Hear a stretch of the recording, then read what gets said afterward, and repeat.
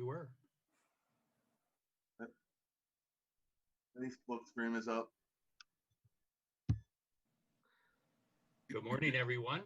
As acting chair of the commission, I call this morning session of the second day of this Independent Citizens Redistricting Commission convening to order. The Zoom webinar is being live streamed on Facebook and YouTube.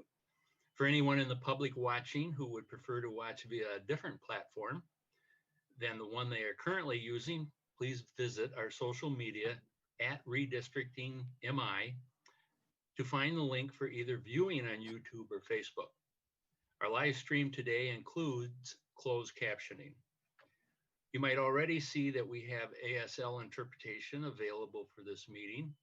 If you are a member of the public watching who would like easier viewing options for the ASL interpreter on your screen, please email us at redistricting@michigan.gov and we will provide you with additional viewing options.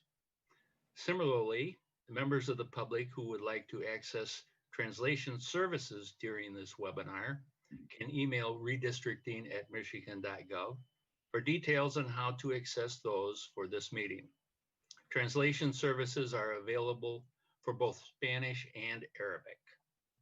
For the purpose of the public watching and the public record, I will turn to the Department of State staff to take the commissioners present. And I assume, Sally, that's you today. Thank you, Acting Chair. Commissioners, please unmute yourself and say present when I call your name. Anthony Eid. Anthony sent out a message saying he was rebooting his computer. Okay, great. I'll go on to the next person. Brittany Kellum. Present. Cynthia Orton. Present. Douglas Clark. Present. Dustin Witches. Present.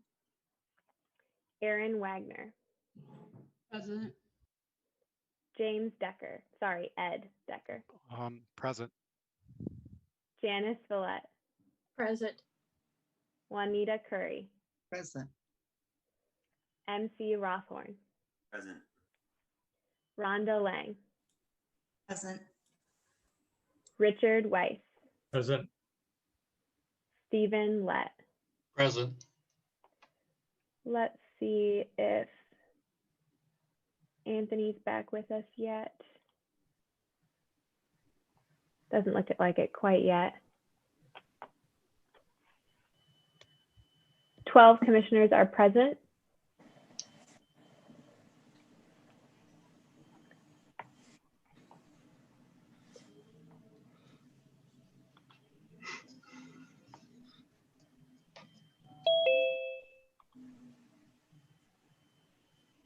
There's Anthony.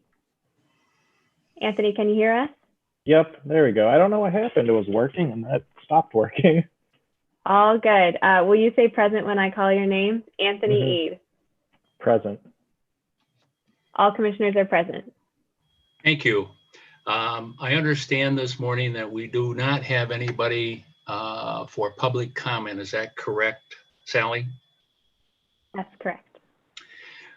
Just a few notes about public comment for those watching on Facebook or YouTube or other platforms. Because this is a virtual meeting, members of the public have to sign up in advance to address the commission. And if you want to do that, you can go to the either through Facebook, YouTube, I believe, and of course, redistricting.michigan or redistricting@michigan.gov. When you sign up, you will have 90 seconds to present or say whatever it is you want to say, and the comments will be on a first come, first served basis. So the way you sign up or the place you sign up will be the place that you will talk. To those members participating in public comment, as I said, you'll have 90 seconds to address the commission, either in the morning or afternoon, depending on when we're meeting. If you want to submit your thoughts to the commission or participate in public comment in an upcoming session, You can email the office at redistricting@michigan.gov, and we will provide your written thoughts to us, the commission. Public comment sign-up links are also posted on Redistricting Michigan social media, such as Facebook, Twitter at Redistricting Michigan.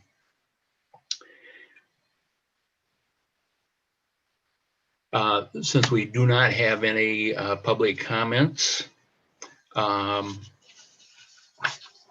we thought we could take this time, I believe, to kind of introduce ourselves more thoroughly to the public. We did that amongst ourselves yesterday before we started. And so I will call, I will actually start and kind of introduce myself, and then I'll call on the other members to give a brief introduction. If you're watching on Facebook or YouTube, I'm assuming that you see my name. It's Steve Lett. I live in the Interlochen up by Traverse City area. I am an attorney, have been an attorney for a long time. And primarily I do mediations and arbitrations, and now from yesterday's meeting, it looks like I'll have a full-time job doing redistricting for the state of Michigan. With that, I would move on to Anthony. Tell the audience a little bit about yourself, Anthony. Hey, everyone. I'm Anthony Eade. I'm an aspiring orthopedic surgeon. I'm 2 years into my medical education. Let's see, I went to Wayne State University for undergrad and got a degree in biology and a degree in psychology. Then I did my master's degree over there as well. My free time, I like to volunteer. I like to read. Yeah, and that's about it. Okay, and next will be Brittany. Good morning, everybody. It's a pleasure to be here again for our second day of convening officially. My name is Brittany Kellum. I shared yesterday, I'm a native Detroiter, very passionate about my city, but also a proud Michigan citizen. I love music, culture, not much of a TV show, but the type that has like a few things that they like to watch on networks. I find myself very busy and enthralled with community engagement, the work that I do with youth and adults who work alongside youth in my spare time. That is kind of my favorite thing to do, is to connect with people and create safe spaces where folks have a voice. It says surprising or improbable facts. So I have lived these 34 years without breaking a bone. And I hope that that doesn't happen anytime soon. I think yesterday, I also went to the University of Michigan and Pitzer College in California.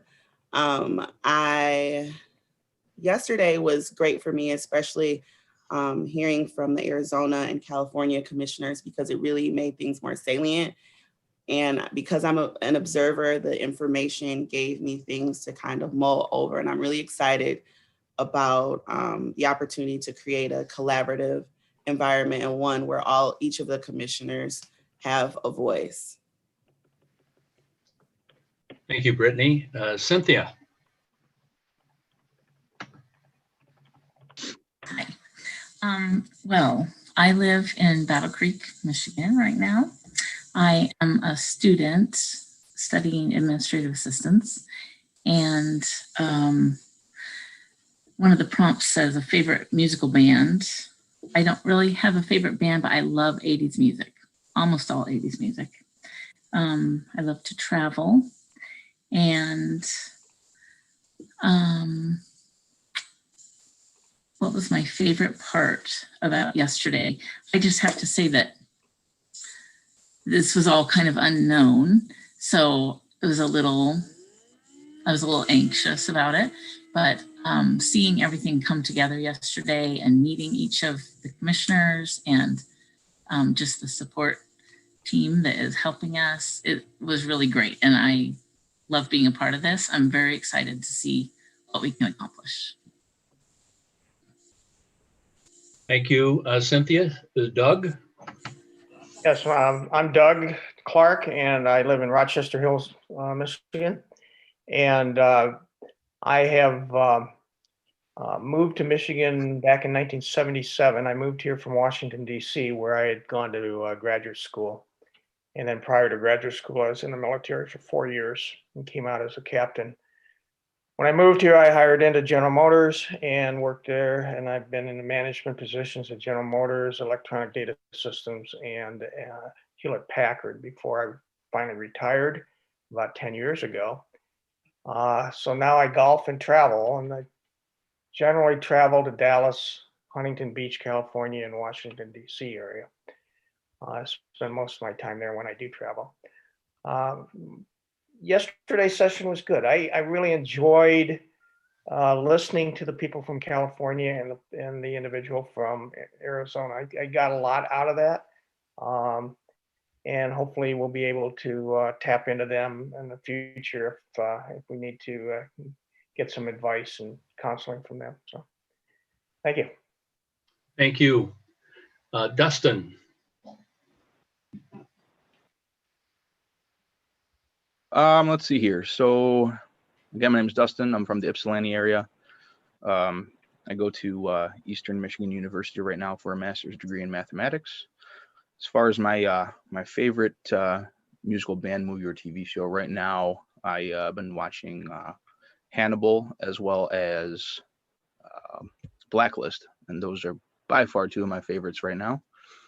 A surprising fact is I hold a private pilot's license with an instrument rating. I originally went to school to be a pilot, but that got a little too expensive. So, and then as far as yesterday goes, all the panelists showing their insights into everything that they've done in the past, as well as giving us advice on what to expect. I've taken everything to heart, took some extensive notes, and I just look forward to working with all of you and getting the districts drawn in a fair way. Thank you, Dustin. Aaron? Hello, my name is Erin Wagner. I have lived in Michigan. I'm born in Michigan. My husband was military, so we've lived in California, South Carolina, North Carolina, Georgia. Moved back to Michigan in the 90s. I am one of 8 children. I have 6 myself. I don't have a favorite music band. I do enjoy all eras of music. Something new that I learned yesterday, and like Cynthia, I was a little anxious, having not done anything like this ever before, but after listening to the panelists yesterday and getting a little feel for what they went through, I feel a little better about it. Like Dustin, I took extensive notes, and I am really looking forward to going on this journey with everyone. Thank you. Thank you. James? Hi, I'm Ed Decker. I work for General Motors. I'm a materials laboratory test engineer. So I've been in Michigan my whole life, born and raised here. And as far as the committee, the commission, it looks like we have a pretty good team here. So I'm very encouraged by that. And, I welcome the opportunity to try to help redistrict Michigan in a more fair way to help people out. So I enjoy traveling. My kids are grown and doing quite well for themselves, so that makes me very happy. And that's pretty much me. Thank you. Thank you, and I'll try to remember your first name, Ed. Oh, okay, thanks, Steve. Janice. Hi, my name is Janice. I live in Highland, Michigan. I've always lived in Michigan. I am a big TV fan. I have Netflix and Hulu and Prime. I really like being able to watch programs when I want to. I married my high school sweetheart. We have 2 children. One lives in Oscoda, the other lives in Ann Arbor. I have 4 grandchildren. I too, my favorite part was listening to the people from Arizona and California. They really got me going, and I'm really anxious to start this process. And that's it. Thank you, Janice. Juanita. Hi, my name is Juanita Curry. I was just thinking back on all the things I didn't say yesterday, but I am a widow with 2 children. I have a son and a daughter, and plus I am a specialized foster parent where I adopted 4 children, but raised about 30 children in my life, some from zero, from the time they were born till now. And I enjoyed that. It was made a big difference on a lot of the children's lives. I also had 8 years at Wayne State. I say that because I love studying, and I'm looking forward one day to going back and maybe taking up a couple more classes. But I spent 8 years at Wayne State, got my associates at Wayne County Community College. I love home. I like being at home, enjoying home and family, church, work, and just about it. I'm just a regular enjoying life person. Thank you. Thank you, Juanita. Mhm. MC. Morning, everyone. So my name is MC. My first name is legally just the letter M. I don't know if that's a surprising fact, but so the long version of my name is MC. I spend a lot of time in our garden. I live in a neighborhood that is intentional. My neighbors and I live here because we want to live here and get through all the issues. And so we have a large garden together. We call it a garden community. So my family and I spend a lot of time in the garden, and right now it's garden season. And if you hear loud stuff, it's because my office here is next to the kitchen where we're canning and doing some other cooking and baking and things. And so that means that we don't spend a lot of time in front of the TV this time of year. But we like to watch movies, long stories. And I think I'll say that my music, one of my daughters is playing violin. So and sometimes it's called the fiddle. So I'm learning a lot of genres, like I guess not just violin, but also fiddle music. So bluegrass and classical. And then I do read a lot too. My other daughter is up at Northern Michigan University in the UP Marquette, and is reading Don Quixote right now. So I'm reading alongside to try to catch up when she comes back home. I can read alongside with her or talk about it with her. And then yesterday I think what I learned, I suppose, is that I work with the MSU Student Housing Cooperative. I'm an accountant. There goes the beep. Sorry. I work with the MSU Student Housing Cooperative as an accountant and doing more or less property management. But my job is a 40-hour-a-week job, and I have asked for a leave because I do want to I do think this is an incredible opportunity. But it looks like I'm going to take a 6-month leave rather than a 12-month leave, based on what we talked about yesterday. So I'm excited to spend, excited doing this full time. But I'm sad that I'll have to leave my workplace, or not have to, but we'll talk about it later. And I'm talking too much again. Sorry. Check. Thank you, MC. Rhonda. Good morning, I'm Rhonda. I'm a real estate broker from Reed City, very small town. As I said yesterday, born and raised. I am a US Navy veteran. TV shows, I don't watch TV, to be honest. And when I do, it's more of the older shows, Homer Pyle, things like that. yesterday, I have to admit, I think my favorite part was actually meeting my fellow commissioners, getting to know everybody a little bit more and seeing the wide range of backgrounds that everybody has. I really look forward to working with everybody over the next year and hope we do good things. Thank you. Richard. Morning, I'm Richard Weiss, live in Saginaw. I spent 2 years in the service, came home, worked for General Motors 30 years, retired from there. In my spare time now, I do, I guess I'd call it handyman work. I also make homemade wine. I enjoy watching movies, some TV shows, not too many. I have two wonderful grandchildren. I guess yesterday I was very interested in the speakers that we had and meeting all my commissioners, and hopefully looking forward to meeting them personally sometime in the future. So, thank you. Thank you. We still have enough time, and nobody wanted to say what is surprising and improbable about themselves. So I'm going to run back through the list. And again, I will start. And what is improbable or surprising about myself is that I played Elwood P. Dowd in Harvey at the old time players up here. So I have a dramatic background, so to speak. Anthony, surprising. Thanks, Steve. You know, I actually just realized I missed most of the prompts here, so I'm gonna just do them all from the top. As far as favorite band goes, so I'm a really big fan of like very like lyrical, introspective hip hop music. And, you know, we don't have a lot of that these days on the radio, bearing a few artists. So most of the stuff I listen to is from like the 90s and early 2000s.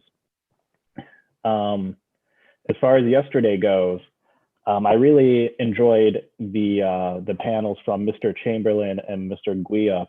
I think they really gave us a lot of insight into things we're going to have to worry about in the future.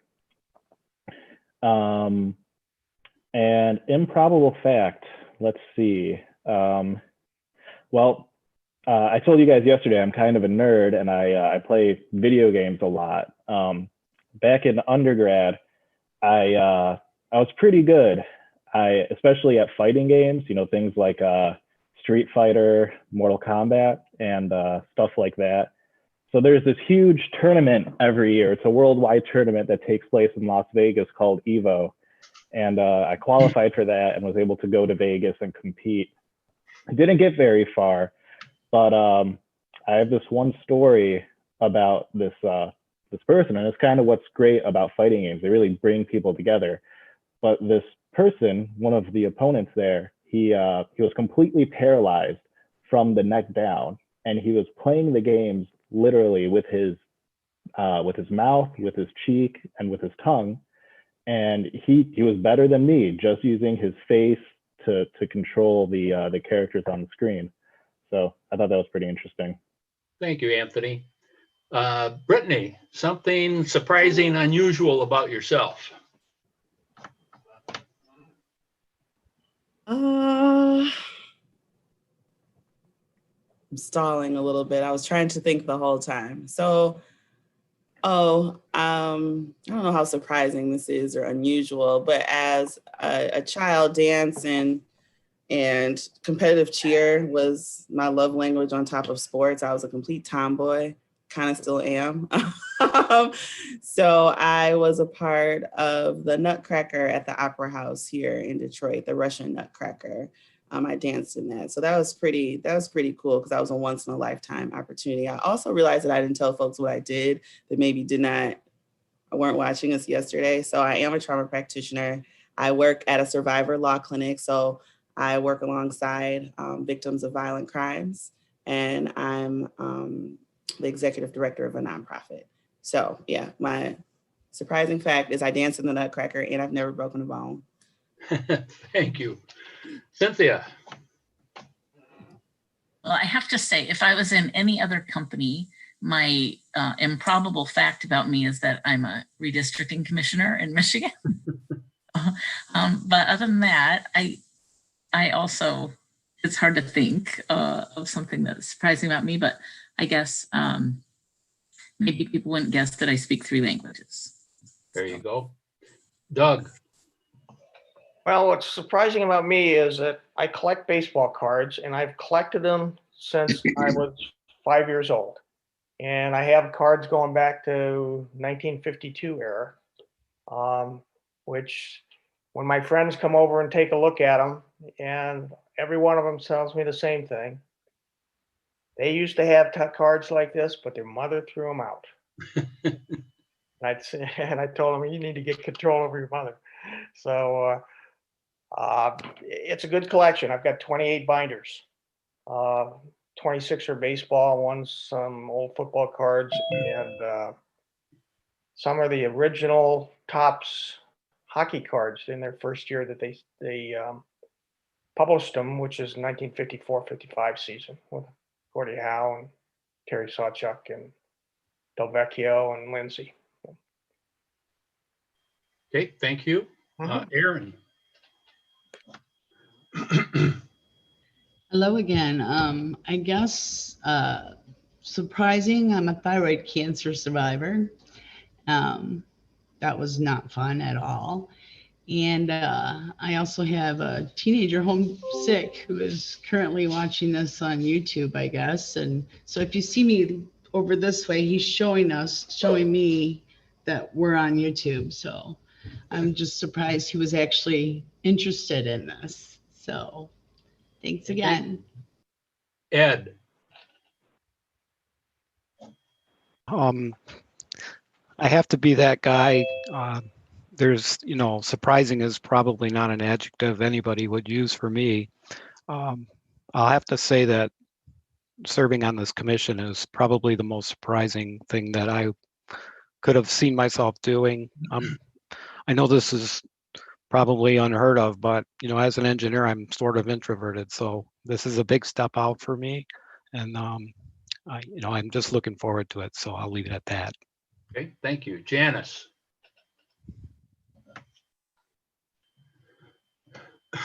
I too think that the most improbable fact about me was that I also made it through the process and on the commission. So I tried to think of something else, but I guess I'm just pretty boring. I doubt that. Juanita. Yes, hi. My favorite TV show is probably The Price is Right. Any kind of game show I like, and Family Feud. The most surprising or improbable fact about this is the fact that I did make it through this job to get, and it was really surprising because I think I hit the ceiling when they called my name, and so that was pretty good.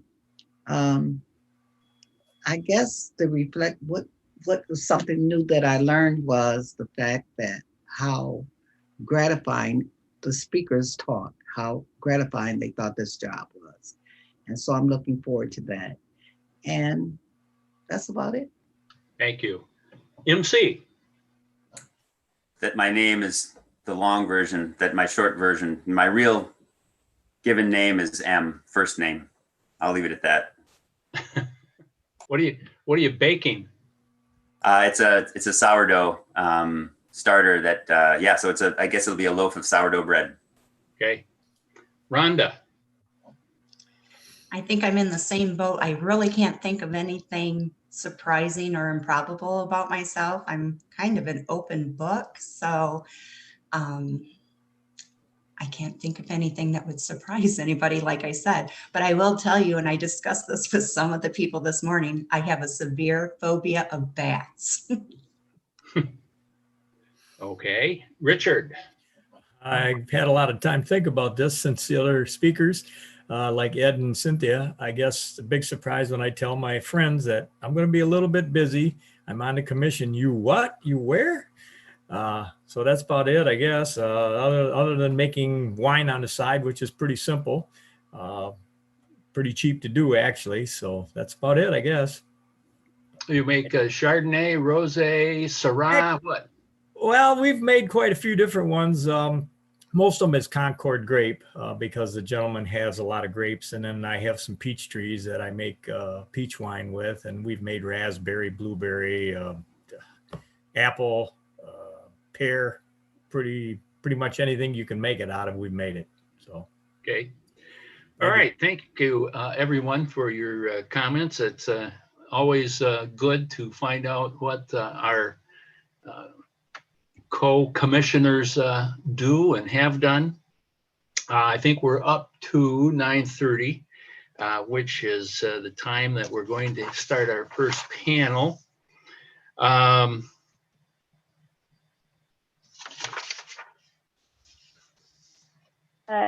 Acting Chair, would you mind if I hopped in really quickly to make sure that the panelist technology is working? Nope, I was getting right to that. Go right ahead. Thank you very much. So for the public watching who maybe didn't join us yesterday, I want to thank you all in advance for your patience and understanding as we do this live and virtually at the same time. So I'm going to talk to our panelists, upcoming panelists really briefly and just make sure we can see and hear them. So Tom and Ellen and Justin, if you all wouldn't mind turning on your cameras and your microphone and saying hello to make sure we can hear you. Hello, Sally. Hello, everybody. Hi, everyone. Fantastic. And as a reminder to our panelists, if you have trouble sharing your slides, we're able to do that for you. So, so we can make that adjustment on the fly if needed. Thank you, Acting Chair. Back to you. Thank you, Sally.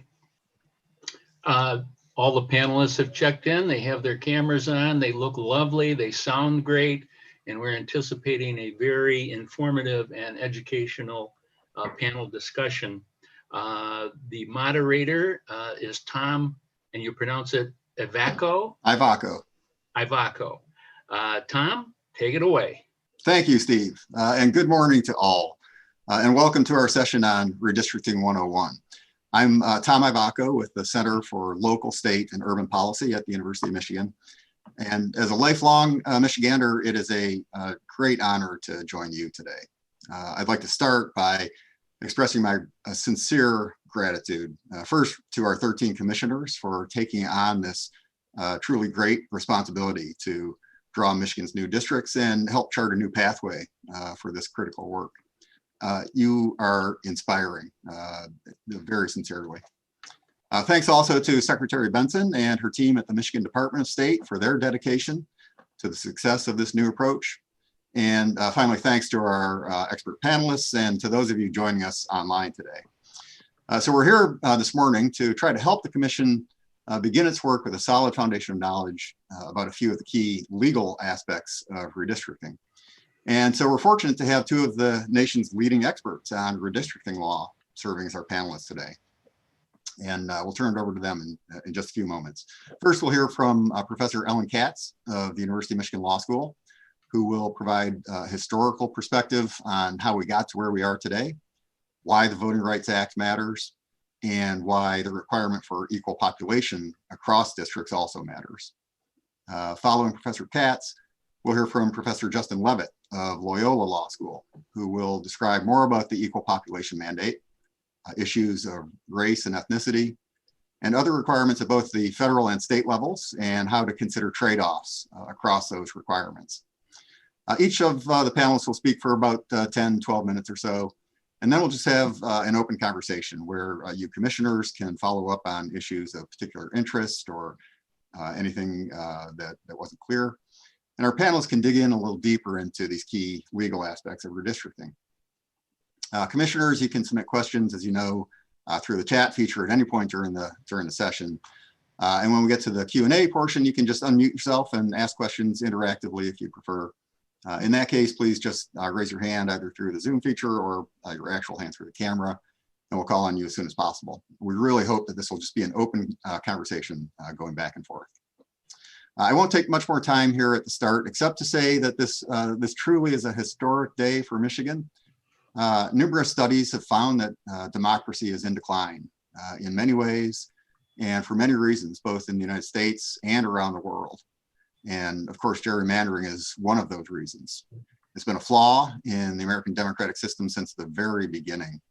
So it's a very hopeful thing that the voters of Michigan overwhelmingly decided it was time for change, to take a new approach to redistricting that has great promise to help improve our democracy in the years and decades to come.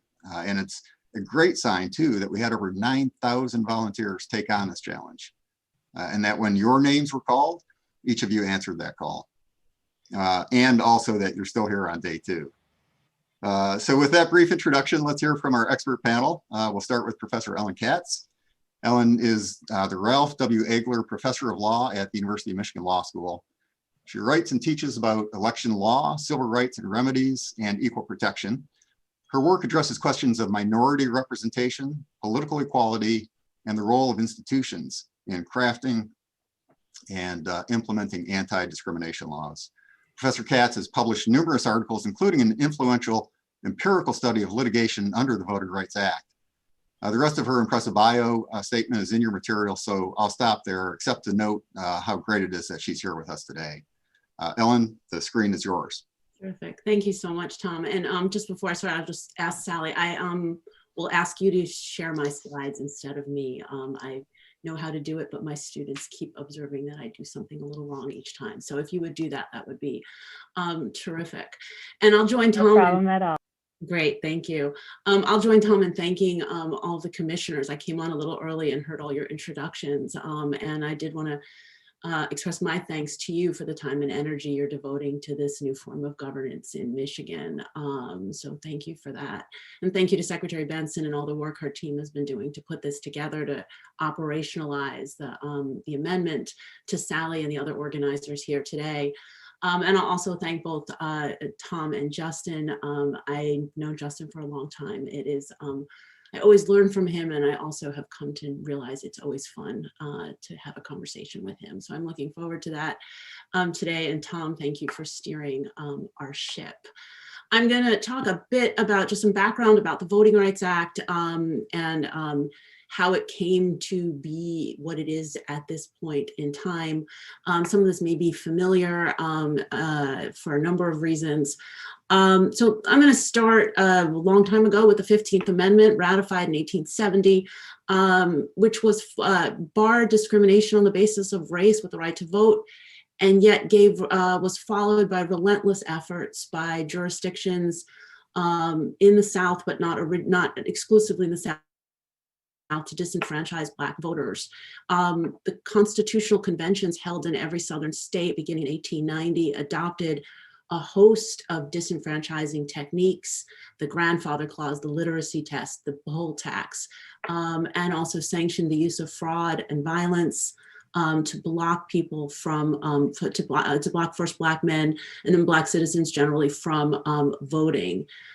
Sally, if you would put up the first slide, I will show some numbers and the consequences of these efforts a century on. This is a chart that was part of the record when the initial Voting Rights Act was considered and then adopted by Congress in 1965.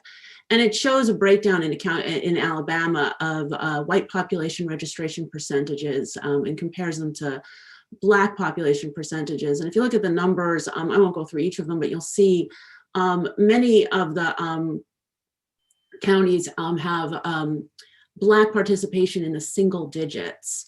This is the legacy of those obstacles to participation that were put up, many of which remained in place in the early 1960s when these numbers are collected. Gave rise to an observation and the underlying spirit of the Voting Rights Act, in fact, that even when litigation began in earnest in the 1950s from the Justice Department, late 1950s, to go after some of these discriminatory techniques, pulling one down, finding one to be unconstitutional, changed little on the ground, because what happened was the jurisdiction simply erected another barrier, another obstacle to participation. I want to click, and I've asked you to click for me. So Sally, if you go to the next, so these are some pictures that may be, some photographs that may be familiar to you.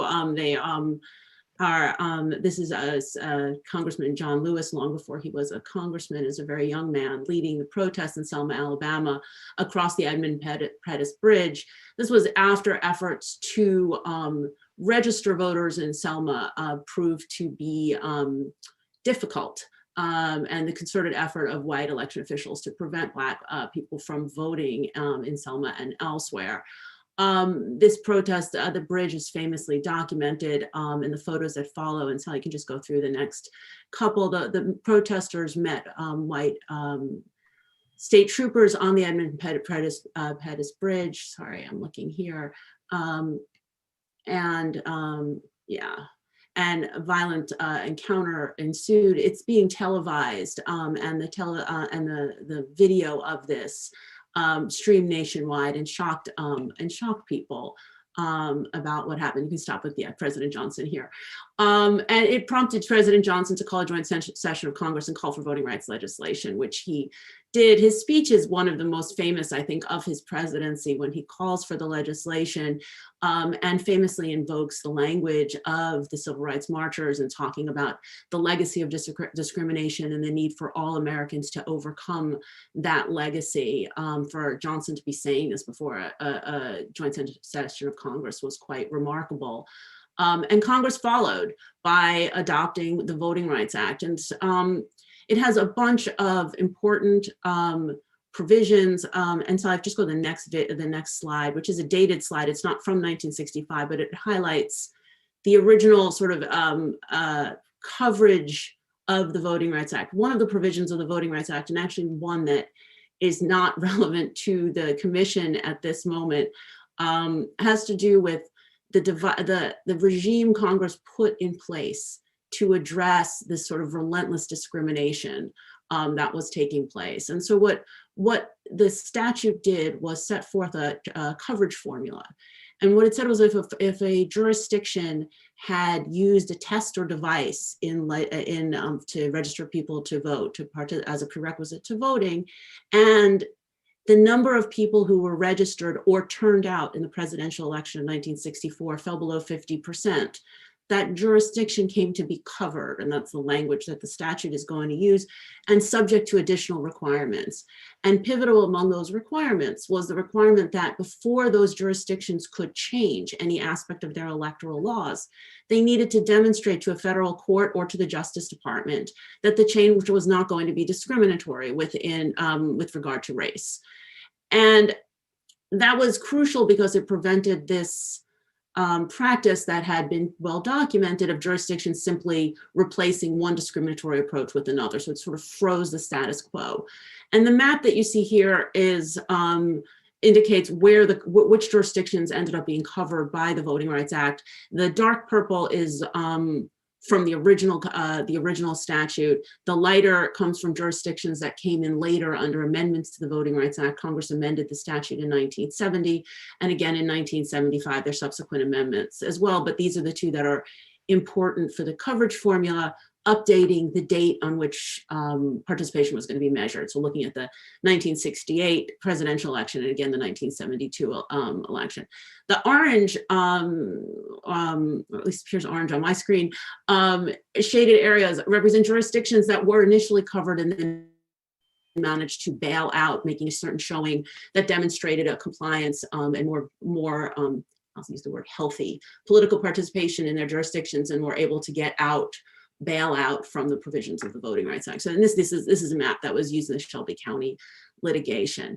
This whole provision, and we can talk about this in the Q&A to the extent folks are interested. This is the provision of the coverage formula is the provision that the Supreme Court strikes down as unconstitutional in the Shelby County decision. It had been carried forward after that 1975 amendment in 1982 and again in 2006 when Congress amended the statute. In Shelby County, Supreme Court deemed the coverage formula to be unconstitutional, and by holding that, eliminated this pre-clearance, this regulatory regime that required jurisdictions that had been covered to get federal approval. It didn't hold the pre-clearance regime unconstitutional so much as made it inoperative because it no longer applied anywhere. what I want to talk about is the elements of the Voting Rights Act that are more relevant to the commission's work now. And that is something that happens. I'm going to, Sal, if you go to the next slide, this may or may not be helpful. I have these stylized diagrams there, and you can see if you can tell me they're not helpful, but I'll use them for a moment anyway. By the 1970s, the Voting Rights Act's efficacy was evident in that you see in judicial opinions, courts noting that African-American voters register and vote without hindrance, which is a remarkable statement in places like Mobile, Alabama, where that sentence appears in a Supreme Court decision, given the history that was not that long before, where folks, the numbers that you saw. And yet it was observed that being able to register and vote was an essential element to equal political participation, but not clearly a sufficient one.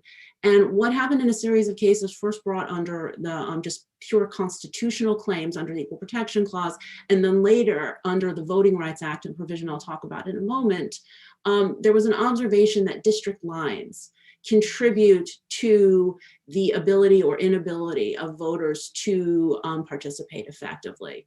And so this picture is meant to represent an at-large electoral scheme. The square, the black line, would be the border of a city with very neat borders. And the red circle is just representing a discrete minority community. And I'll use the facts of Mobile, Alabama, where the seminal case came out of, decided by the Supreme Court in 1980, to sort of just characterize an African-American community living in a concentrated area with distinct socioeconomic perspectives, and a white majority that consistently outvotes the preferences of the Black minority. And what this picture is meant to represent, and again, it is a crude, abstracted structure, picture, is an at-large election. And that was what the Mobile City Commission was using in the 1970s. And actually for decades before that, meaning everyone voted for every city commissioner. Everyone, so to be elected, no one was elected from a district. And what that meant in a city like Mobile was that the Black community was never able to elect a preferred candidate because their preferences were constantly, consistently outvoted by the white majority. And that system was reflected not just not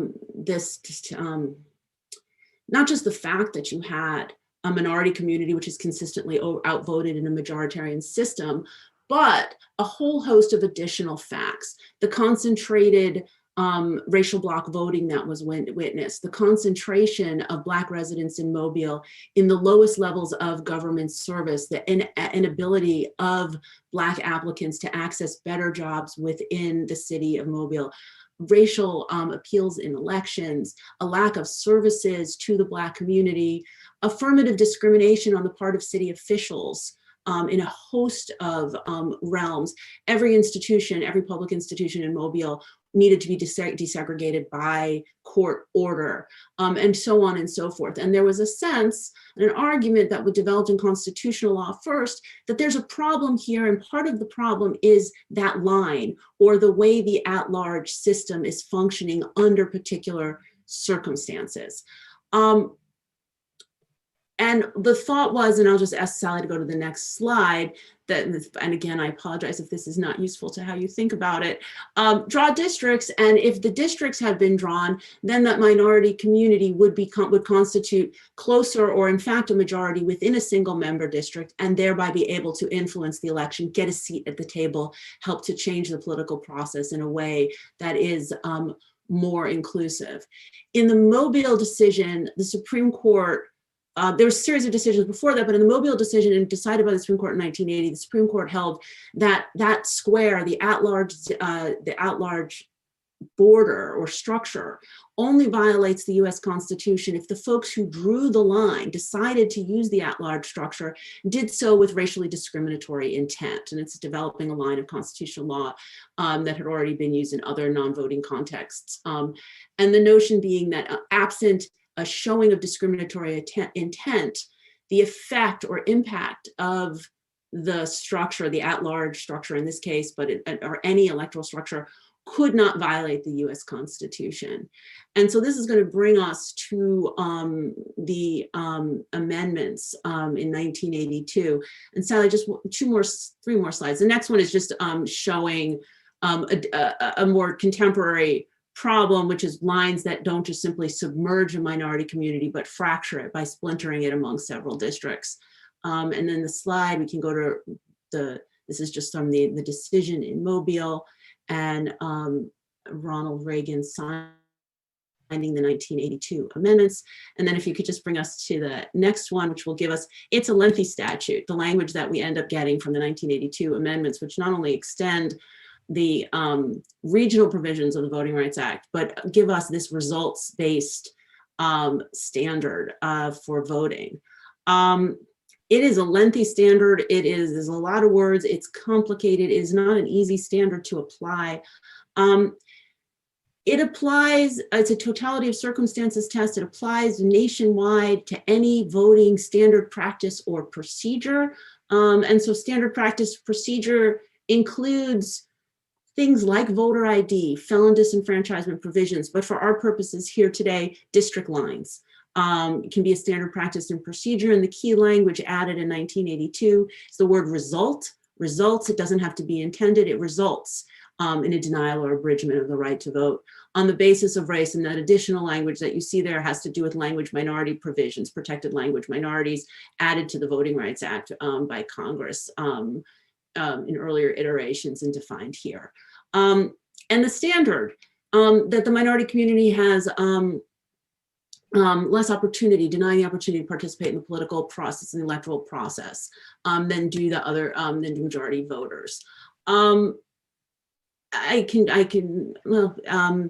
Less opportunity than other members of the electorate to participate in the political process and to elect representatives of choice. And in assessing that, we want to think about the extent to which the members of the community have been elected to public office, but provided that there is no right to proportional representation. Sally, I think I'm talking too much, but I'm going to just add a couple more thoughts here. If you could go to the next slide too, as if that standard was not complicated enough.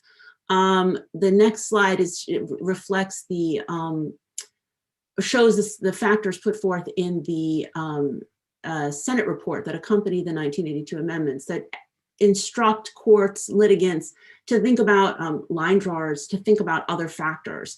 And here's a list. There are a lot of them. I won't read them all out loud, but other factors. It's not a pure disparate impact standard, but a sense that other things, when these things, some combination of these factors, a history of discrimination, racially polarized voting, a minority community that has a distinct socioeconomic status, elections that are reflect racial appeals. I can keep going with all of these factors. There might be a problem. There is something wrong with the electoral system, and the sense that the electoral line, the way the lines are drawn, might be in fact a reason. And where these factors are shown in some combination, no one is required, no one is essential. There would be, or a sense that a court might find liability under the statute when this combination of factors exists.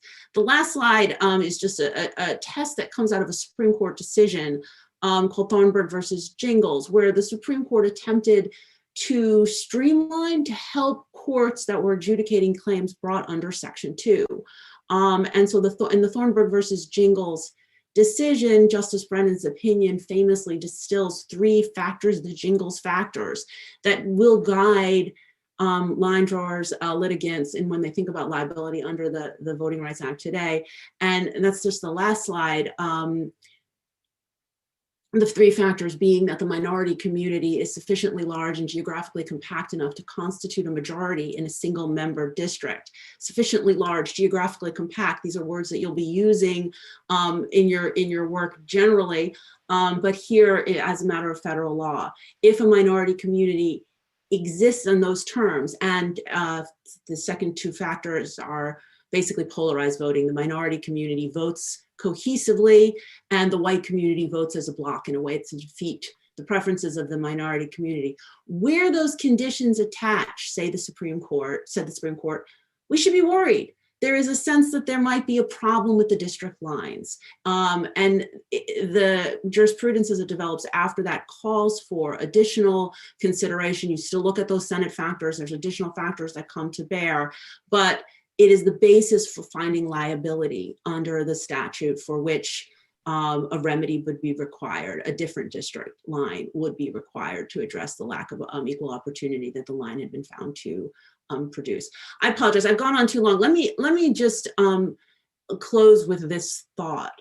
The communities of interest criteria that the commission is going to be considering quite a lot, I think finds expression, and one way you can understand the obligations under the Voting Rights Act and under Section 2 of the Voting Rights Act is to understand it as a reflection of Congress's judgment that the conditions that are described in the statute, in the Senate factors, and the Jingles factors that follow, define a community of interest, or a community of interest that is entitled to a voice and representation through particular district lines. That as you navigate this realm and figure out other communities of interest, here's one that Congress has sort of given a considerable amount of guidance, and the jurisprudence is developed by courts in the years since. There's tons more to say. I apologize for going over, but let me stop here, give the floor to Justin, and I look forward to your questions and comments.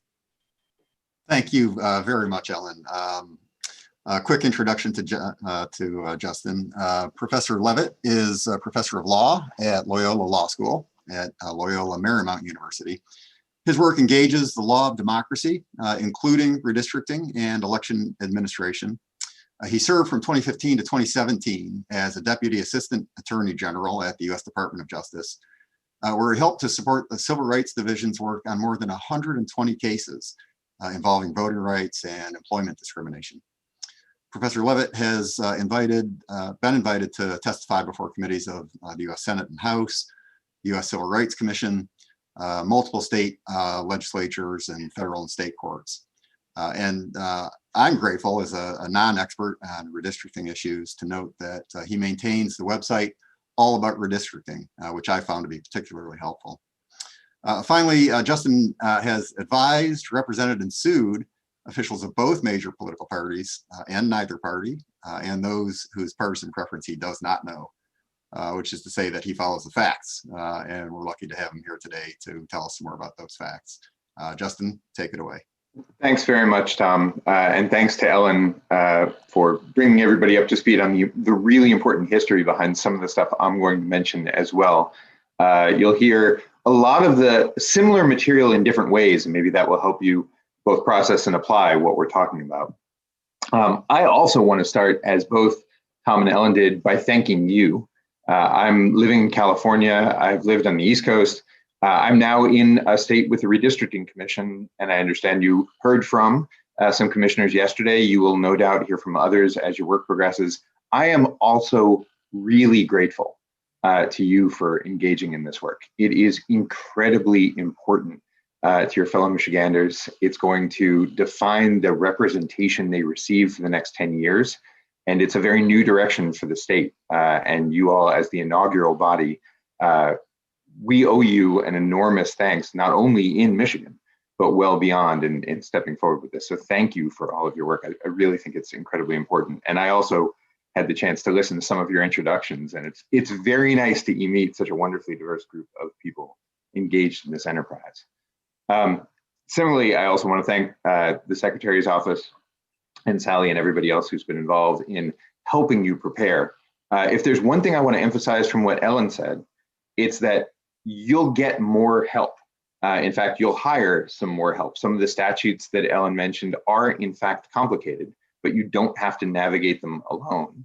In fact, you shouldn't navigate them alone, because there are people who have spent years, like Ellen has, deep in the weeds of the details, who can help you navigate and apply these things faithfully.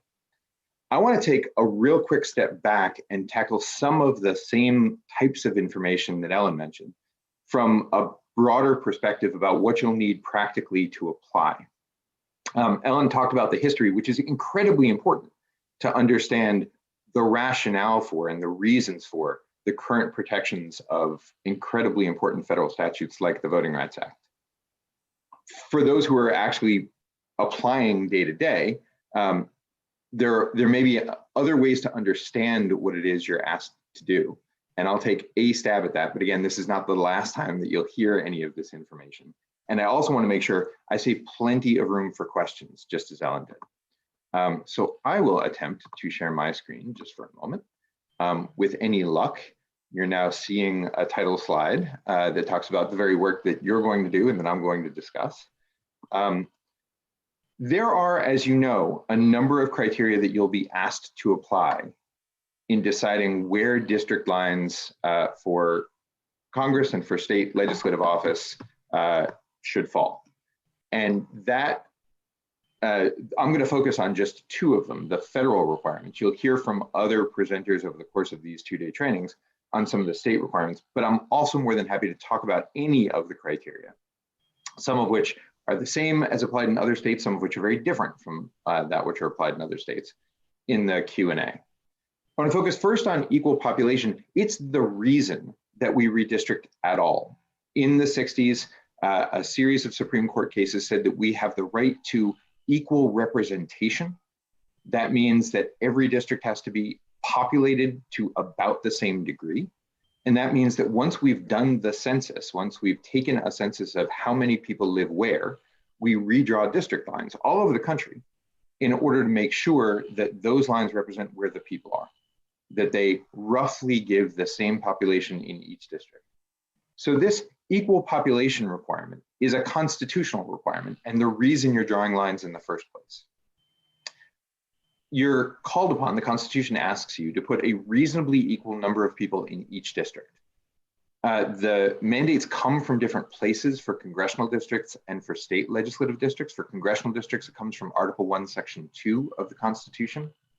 And that gives you some permission to have small differences in the size and the total population of each congressional district, but generally not very much difference. A recent case from 2012 said more or less within 1% deviation from the largest, from the most populous district to the smallest is going to be generally okay if it's for a legitimate reason. If you're trying to do other things with the district lines, and that means you have relatively small differences, that's going to be okay. The mandate for state legislative districts comes from a different part of the Constitution. It comes from the Equal Protection Clause. And that gives you more latitude to deviate from perfectly equal districts, the same population in each. Under the Equal Protection Clause, courts have generally said that if there's less than 10% difference from the most populous district to the smallest district, to the least populous district, that the court's not really too troubled about that. As long as, again, the reason for the disparity is a good reason, as long as you're not trying to advantage one political party, for example, by drawing the districts in a differently populous way. What would I like you to take from these two different requirements? Understand the flexibility and the discretion that you have, and don't try to tie your own hands. It can be very tempting to think that the right answer is to have every district exactly equally populated. But that's going to cause you great problems downstream. And in fact, California, in the first iteration of our Citizens Commission 2 decades ago, ran into problems tying their own hands more tightly than the law required them to. Think of the equal population mandate not as a goal to have every district exactly equally populated, but as a speed limit, as a line that you should try not to go over, this 10% threshold from bottom to top. The fact that there's a speed limit, the fact that there might be a maximum on any given road, doesn't automatically mean that the minimum is preferable. The fact that you can't drive over 65 on some highways doesn't mean the right speed is 0. And similarly, I think it's really important to remember that the Constitution contemplates that you'll have some flexibility in the population of each district in order to achieve some of the other criteria that Michigan State Constitution and the federal law asks you to achieve. So give yourself the flexibility that the law gives you. The other big federal mandate that I want to talk about is race and ethnicity. And here, this is an attempt to distill some of the very same rules Ellen was talking about, and you'll see where the history shows up, but from the perspective of somebody trying to apply these laws today. And I think I can distill the basic rules on race and ethnicity to 3 main rules. First, don't set out to hurt voters based on their race or ethnicity. This is both a constitutional command and embedded in the part of the Voting Rights Act that's still around. You heard Ellen talk about, this is sort of the prehistory of the Voting Rights Act, that the Voting Rights Act was a response to intentional attempts to hurt voters based on their race or ethnicity. That's still a prohibition. Don't do it. There are several ways in which this can happen, and Ellen mentioned some of them.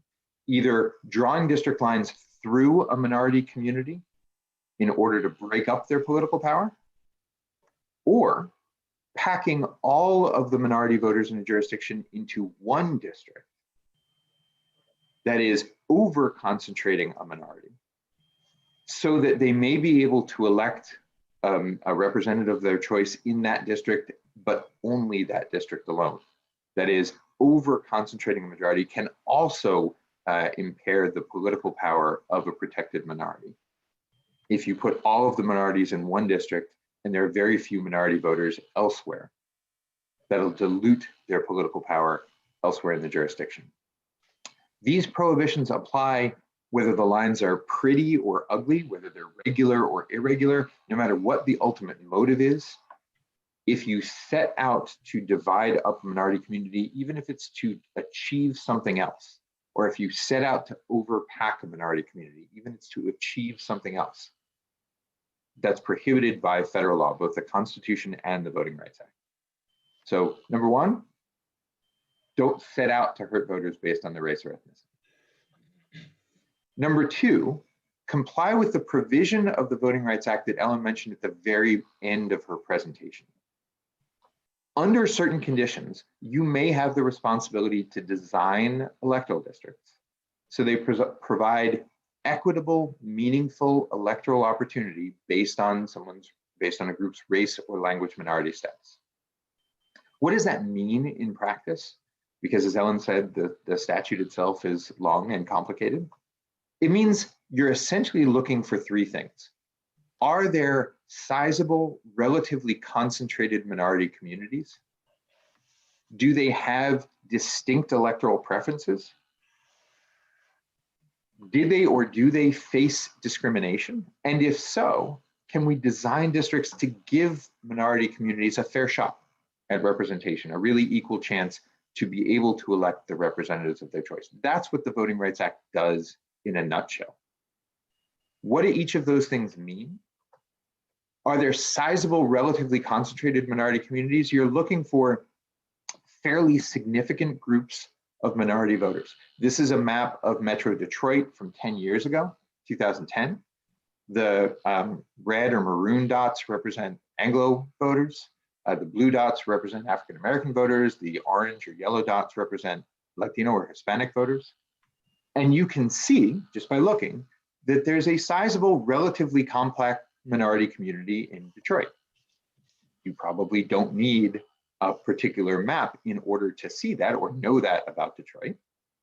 But there may be pockets elsewhere in the state that may surprise you, that don't seem like they have extensive minority communities, but in fact do. The patterns of residential location in the country are changing and have changed even over the last 10 years. And so one of the things that you'll be looking for are pockets of sizable, relatively concentrated minority communities.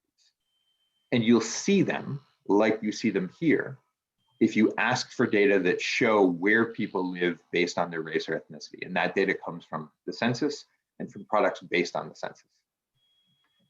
Second question. Do minority communities have distinct, electoral preferences? This does not necessarily mean, do minorities favor Democrats and do other voters favor Republicans? This encompasses distinct preferences within a party. So if African Americans prefer certain types of Democratic candidates, but Anglo voters prefer other types of Democratic candidates. That's also what the Voting Rights Act means by distinct electoral preferences. How do you know this?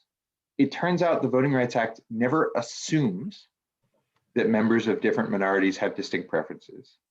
It requires data and proof. Now, we don't know how individuals vote, right? I don't know how any of you voted for any particular candidate. I don't know how any of the other voters in Michigan voted for any particular candidate. But there are statistical techniques that look for patterns. And if you trace the racial or ethnic background of the precincts in a particular area, and you see very distinct patterns that show that the more racial or ethnic minorities there are in a precinct, the different preferences they may have, that helps you know whether the racial minorities in an area have distinct preferences or not. When you see a graph like this, which represents the vote shares for particular candidates, this is from Los Angeles, so it's tracking Latino voters in particular precincts. Every circle is a precinct. And when you see the precincts line up so that the more Latino the precincts, the higher the preferences for one distinct candidate, that tells you this is a pretty strong sign that the Latinos in this area have preferences for a distinct type of candidates than the Anglo voters do. You won't be called on to make these calculations yourself. So don't worry about producing this graph, but you will be called on to hire somebody who can. And it's really important to engage them early in the process so that they're able to give you the information you need about whether minority communities that you're seeing have distinct preferences, and therefore whether you may have an obligation to draw districts that reflect those preferences. The third big area is, did underrepresented minorities face discrimination that is still lingering, or do they currently? Sadly, the case in many parts of the country is that when there are sizable groups of minorities, when they have distinct political preferences, there is usually discrimination that either was or is in place that helped foster those preferences. This is where you consider some of the factors that Ellen mentioned in the totality of the circumstances, broad social context for the underlying political conditions. If all these things apply, if you have sizable groups of minorities, if they have distinct political preferences, if there has been discrimination in the past that still lingers, or if there's present discrimination, then the question is, can we draw districts that respond to that population, that give an equitable opportunity to elect candidates of choice? That's when you have to draw districts with race in mind. But the third rule tells you how to do that. The Constitution says that race can only predominate, can only be the driving force in how a district looks if there's a really good reason. Compliance with the Voting Rights Act has always been one of those really good reasons. But there's a way that you can keep yourself out of trouble. And I like to present this analogy, just so you remember it, as driving and keeping an eye on the speed limit. If you're driving and the only thing you're looking at, the really predominant thing you're looking at, is the speedometer, because you know it's really important not to speed, you're going to crash. We all drive all the time and keep an eye on the speedometer, but we also keep an eye on a lot of other things at the same time.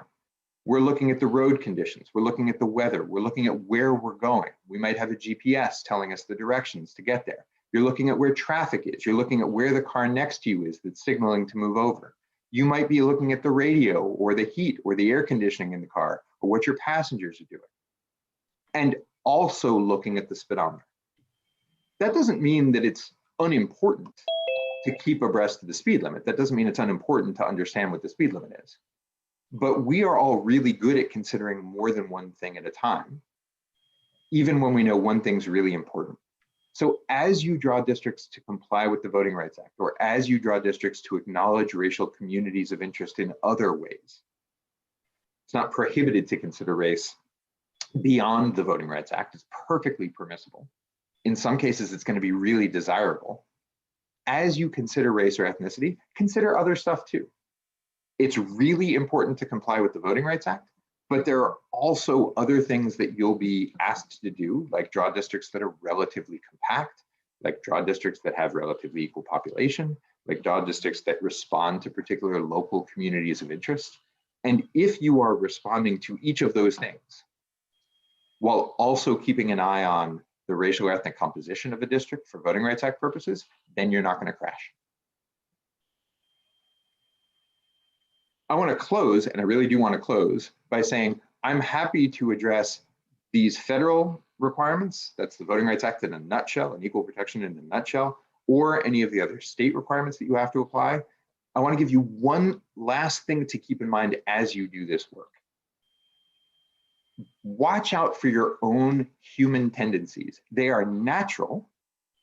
I have them, you have them, everybody has them.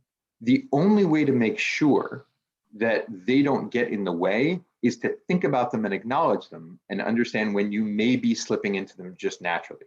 Many people, most people, have preconceived notions about what good looks like in a lot of different circumstances.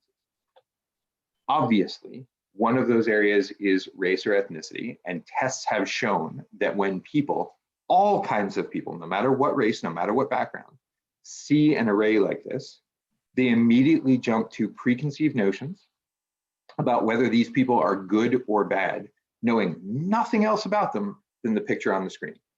We know that that's provable in a lot of different contexts. And we do it outside of racial matters as well. So this is a gentleman named Andy Ruiz.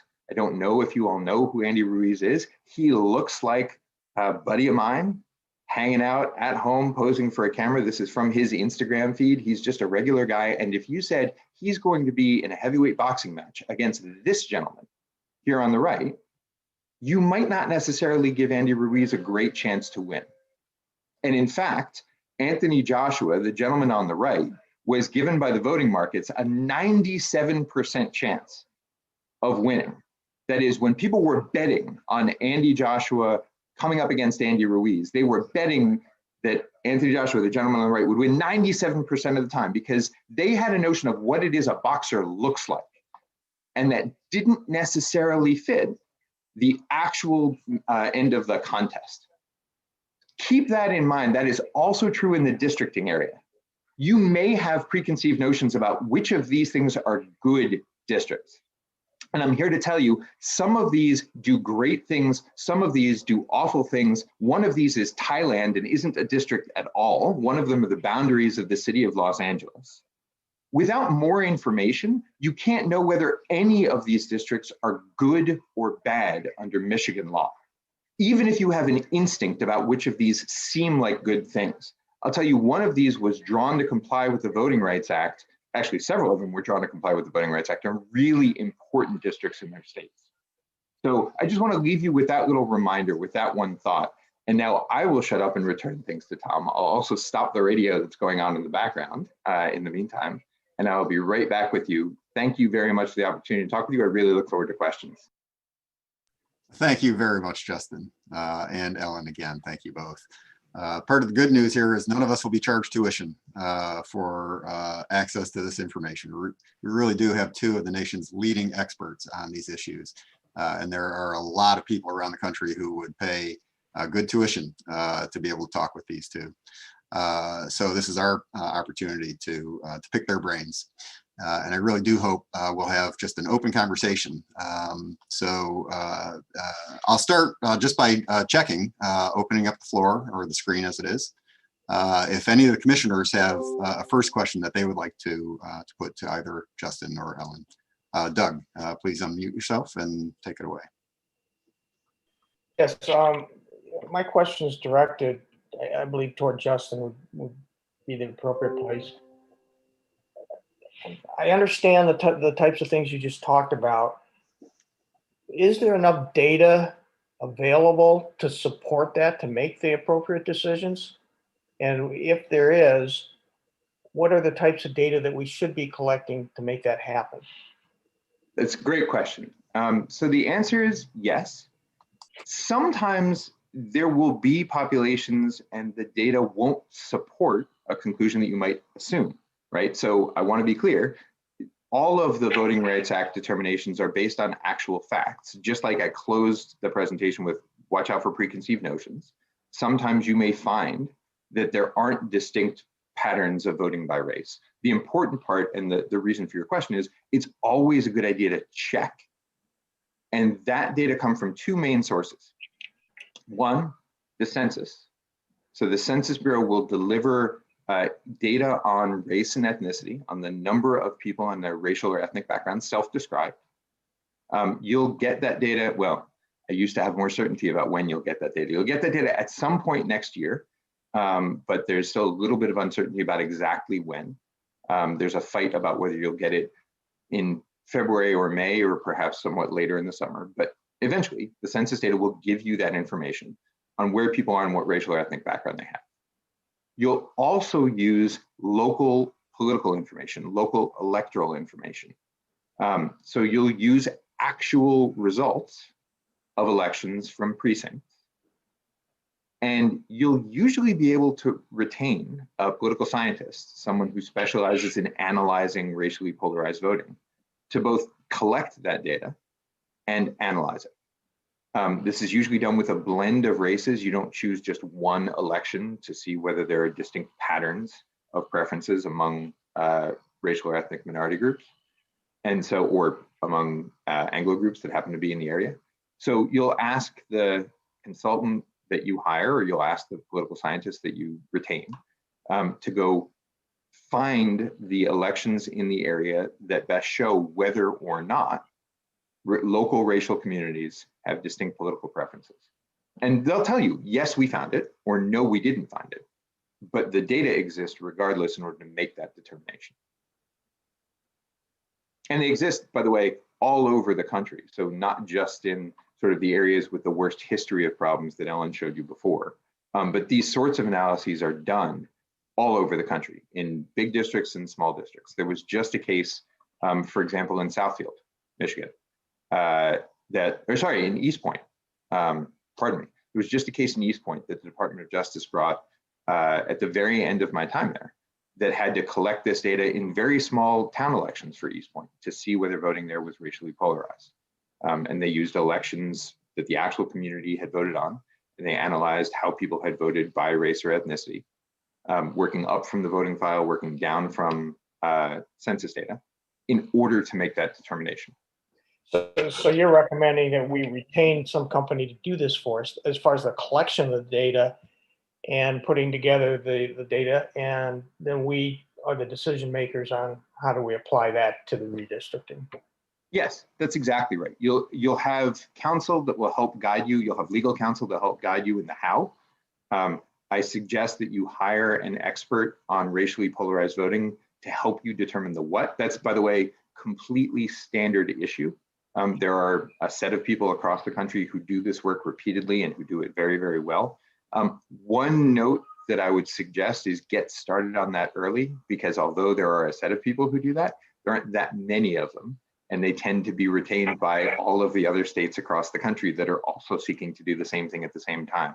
So to the extent you can book your ticket early, that's advisable.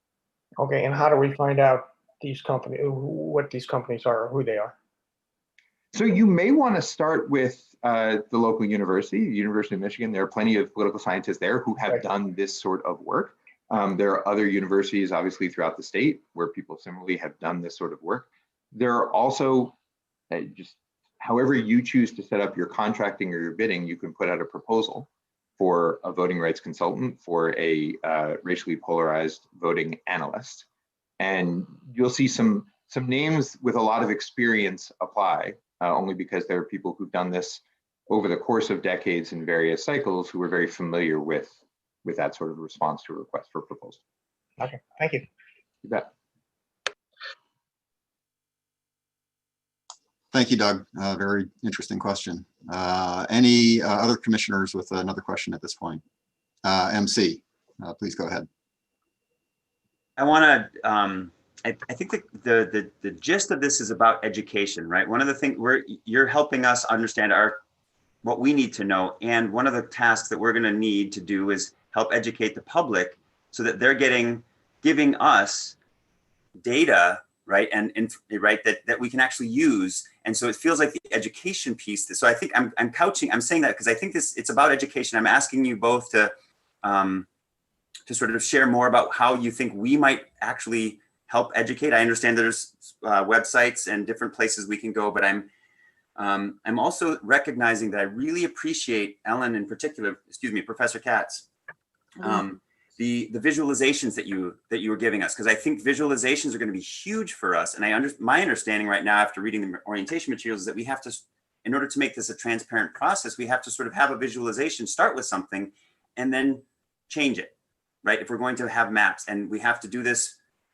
in July or after we get the census data, after we get more data. So now is the time to do the education and to understand what it is, and maybe even look at some of, gosh, I think there may be something. So I'm going to stop, but education, any thoughts on how we can, use metaphors like the speeding? I really appreciate the metaphor, and again, the visualizations and other things that we might use to.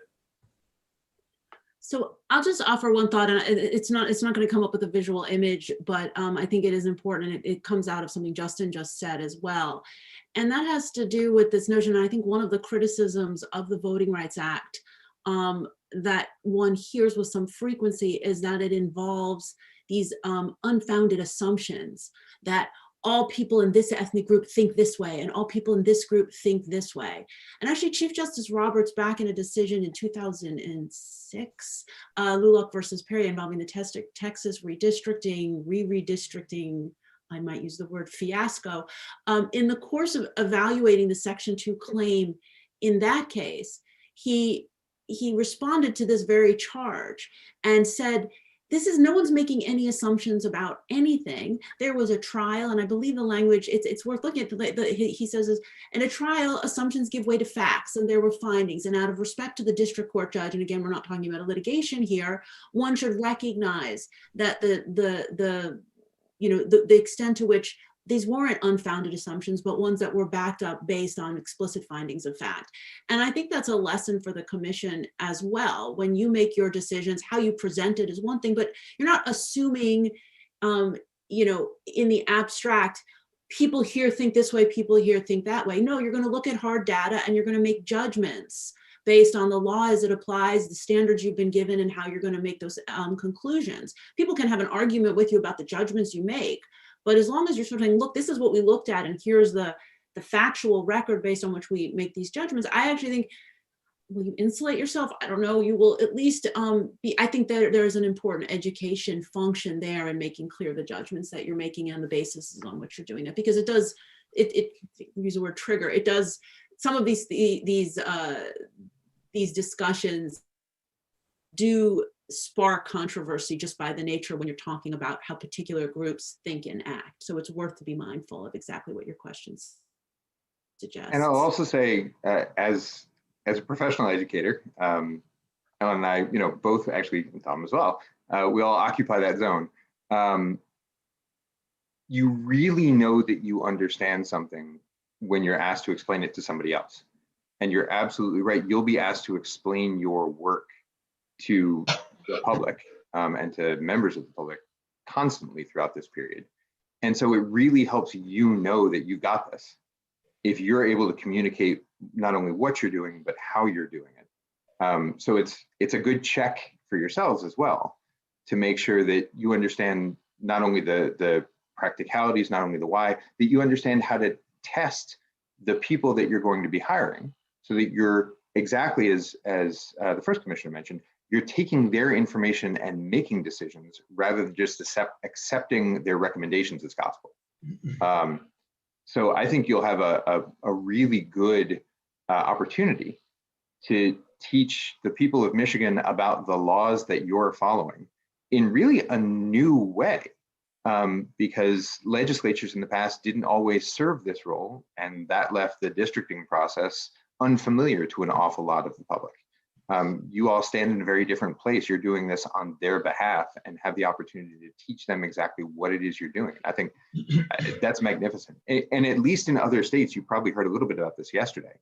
The public has really appreciated that.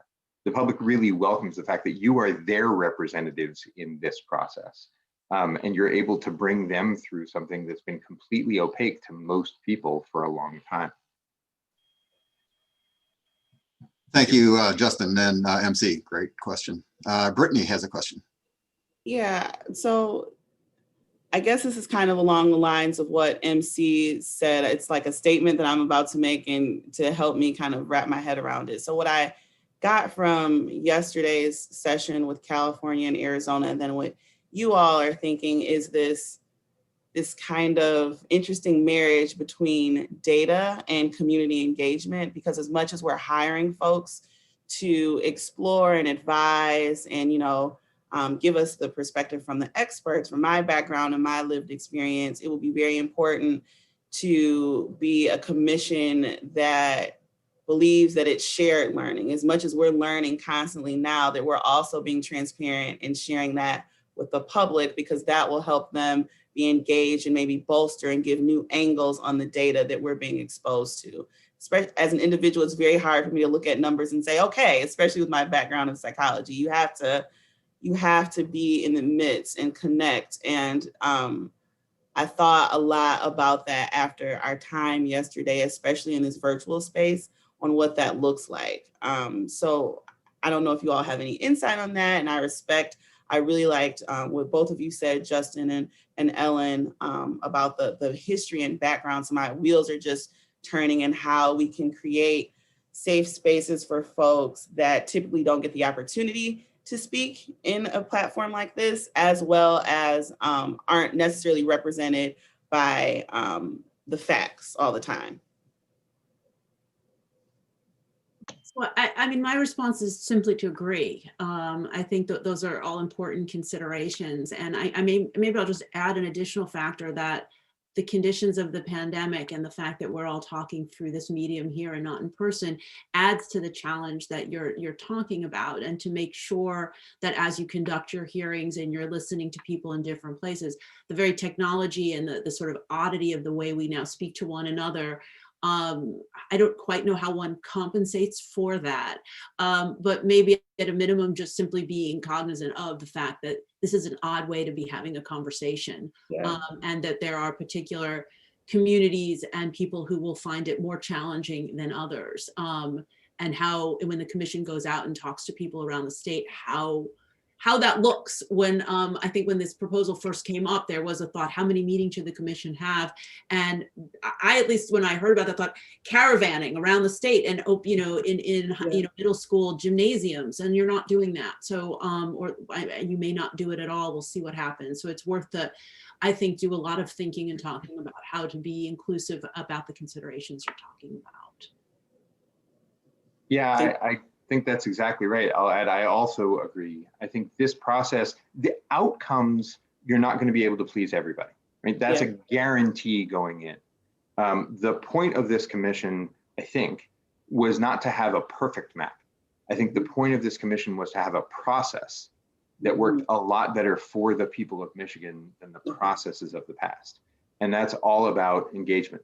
And so to the extent that you can, again, communicate what you're doing and invite the members of the public in to talk to you about what their concerns are and what their desires are, that helps ensure that people understand that you're trying to be as fair as you can be in the process you're going through, that you're listening to them. Even if everybody who talks to you doesn't get all of their way all of the time in the final map, you're never going to be able to accomplish that. But you have an amazing role to play in your ability to engage them in a way that many people have never been engaged in the redistricting process in the state.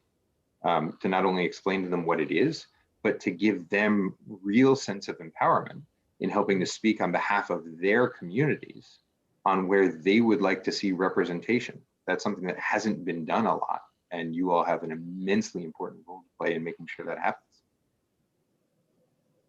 Maybe I just want to add one additional thing as Justin was speaking. It got me thinking about, when you look at sort of the litigation on partisan gerrymandering and the sort of controversial examples that have been litigated, particularly in federal court, there's a common narrative that's running through them, which is that one party pushed through a map with no input, no feedback, no public comment, no involvement from the opposing party. And needless to say, the endeavor you're all engaged in right now is, meant to remedy that. But I just was, Justin was speaking, Brittany was asking a question. I sort of was thinking more about that narrative and how persistent it is in the litigation for decades now. And it is something, and this is now just repeating comments that have now been made, but to rectify that, and that a perfect map may in fact be one, again, inspired to what the map should be. The process will influence how the map is perceived, and that is important. Thank you, Ellen and Justin and Brittany. Great question. Any commissioners have, yes, Cynthia. So I don't know if this question can be answered here, but we're all inexperienced at this, obviously. And so we will hire people and engage people to bring us this data and information and make sense of it. But how can we judge if what's being given to us is complete information and not biased in some way? I think that's a great question. And I think I can look to the experience of other lay commissioners in other states, right? People who have not been redistricting experts, who have undertaken a very similar journey. The best approach you can have, first of all, is in your hiring, right? Evaluate rigorously as you would with any hire, whether you actually trust the people that you're retaining, and then ask them hard questions. They should be able to answer you. They should be able to give you confidence that they're giving you the data, that they've looked at it in a robust way, that they've evaluated it in a way that makes you feel like they're telling you what's really there and they're not making up stuff that's not. And most particularly, they shouldn't shy away from your asking hard questions of them. That may be the first flag that, in a hiring process, that you're not engaging someone who's going to serve you well if somebody sort of shunts away the questions you've got. So I think it's much the same process as hiring a contractor for the house, or hiring, for me, an auto mechanic, or hiring a doctor, or going to a lawyer in an area that I don't know, right? Any expert has a field of expertise. And the reason that I might hire them for a job is because I don't have that expertise personally, but I can ask them enough questions about what they're doing to get some confidence that they're giving me a good answer. And I don't think this role is actually much different from that. And I guess I'll add to that is something I've been teaching for a long time now. And one of the wonderful things about teaching, and my students in particular, is they ask great questions. And I can teach a case 20 times, and then a student will ask a question. I'll be like, whoa, I don't know. I think you should trust yourself. So yes, ask the hard questions, but also ask the questions that you might think, maybe this is obvious, but because turns out those are deeply profound questions. And if you need to understand it, and then you may be actually asking something that the person who's speaking might not have considered and needs to consider. So, I mean, I would urge you to ask a lot of questions and to trust yourself in the process. You're vested with this authority, with the knowledge that you're not bringing prior expertise to this situation. And in fact, I believe you would have been disqualified had you brought that expertise with you. So you need to trust yourself, and certainly do not apologize. The best questions I've gotten from students were always prefaced with, this may be, a silly question, but, so please just erase that language. Do not ask that, and just go forward. And if you have the question, you should ask it. And if you have no questions, you should challenge yourself. Why don't I have any questions? And come up with some, because I'm sure there's no way you can be going through this and not have questions. To piggyback off of that, how do we know what questions to ask? So one of the ways is to ask people like us, or ask people like commissioners in other states that have been through this. They will be, I think, available to you throughout your journey. So it's not like you're getting a 2-day training here and then that's the last time you get to talk to anybody. The second thing is, I think you can come back to the language of the statute, your statute, the constitutional amendment that you've been asked to apply. there are grounding points there. There are anchors there that tell you what the people of Michigan are asking you to do. And to the extent you don't know what any one of them means, or to the extent you want to make sure that you understand what any one of them means, that's where the questions can come from. Right? You're given milestones on this journey, and you're given a destination on this journey, and you can use those to make sure that you have guidance throughout. It's not like you're given a blank page of a map. You've got a couple cities that you're being asked to visit along the way.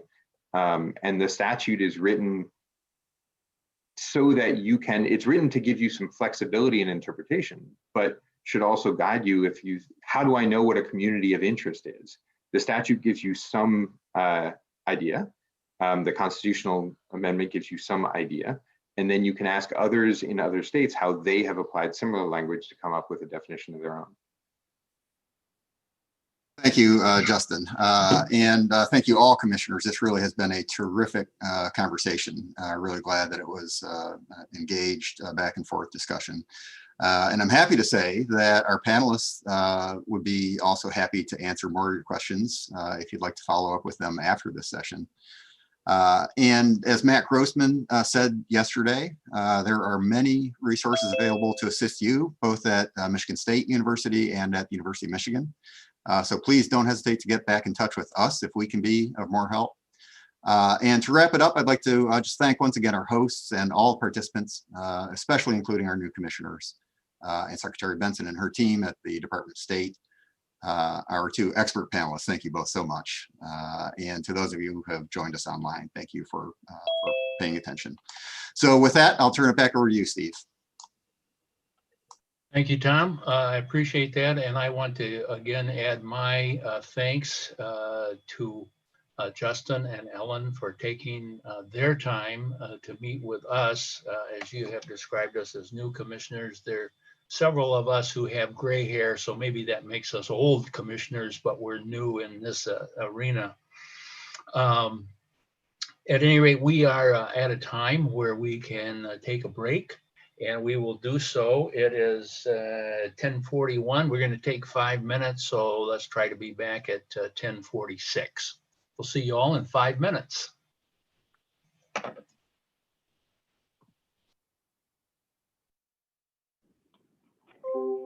For those of you who are watching us via live stream, this is Sally Marsh from the Department of State. I'm going to take a moment to see if our upcoming panelists, if their computer, their video, and their microphone are working. So upcoming panelists, if I could ask you to please turn on your camera and unmute your microphone and say hello so we can make sure that everything's working, that'd be great.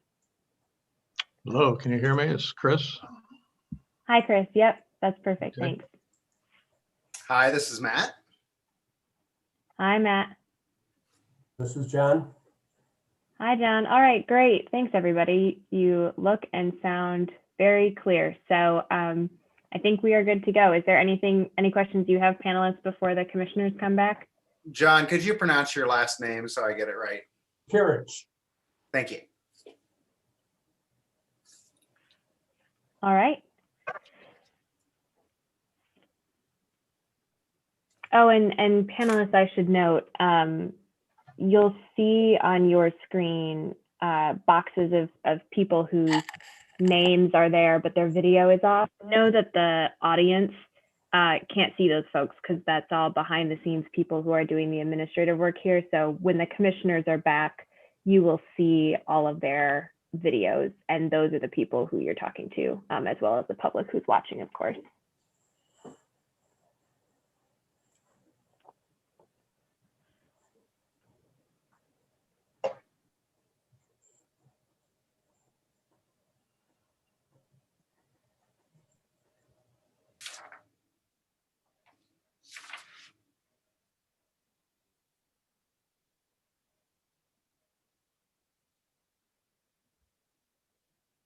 John and Chris, did you get a chance to look at the potential questions I sent? Anything on there you want to X out or emphasize?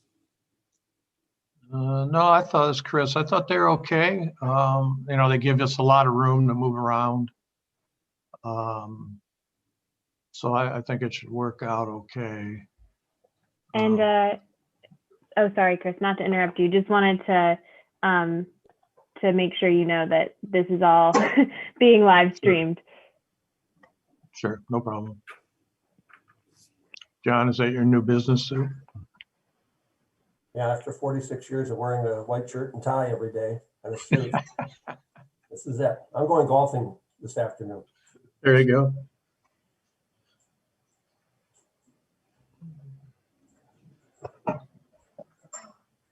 Although, Matt, I have to admit the weather here is a little less conducive than it has been earlier this week. It's cold. It's cold down here too. Yeah.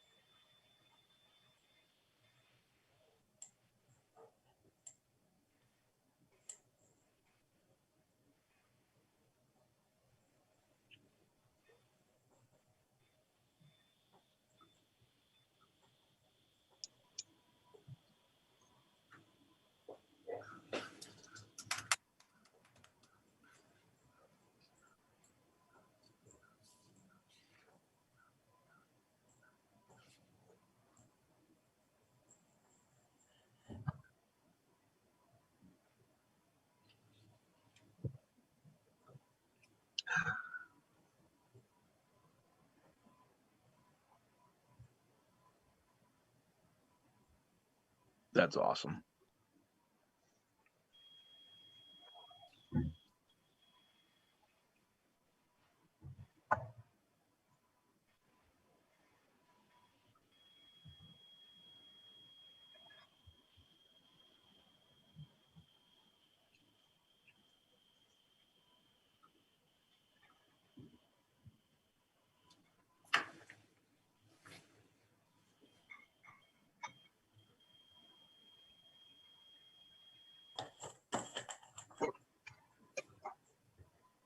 MC, I don't care how cute the dog is, it doesn't get a vote.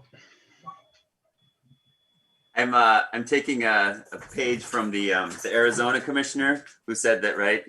Get a dog as a friend. You might feel alone in this position. I want my dog Hendrix to, but he would be throughout the meeting. He would be right next to me. So I just. Might not be a bad thing. No, I know. I go back and forth with that.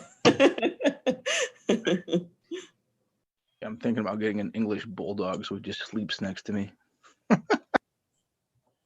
Dogs are amazing and they're able to sense things about situations, folks, everything ourselves before we're even maybe aware of it.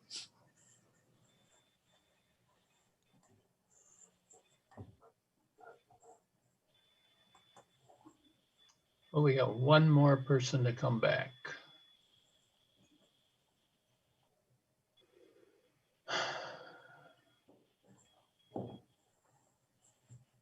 There we go. I think everybody is back now. Welcome back, everybody.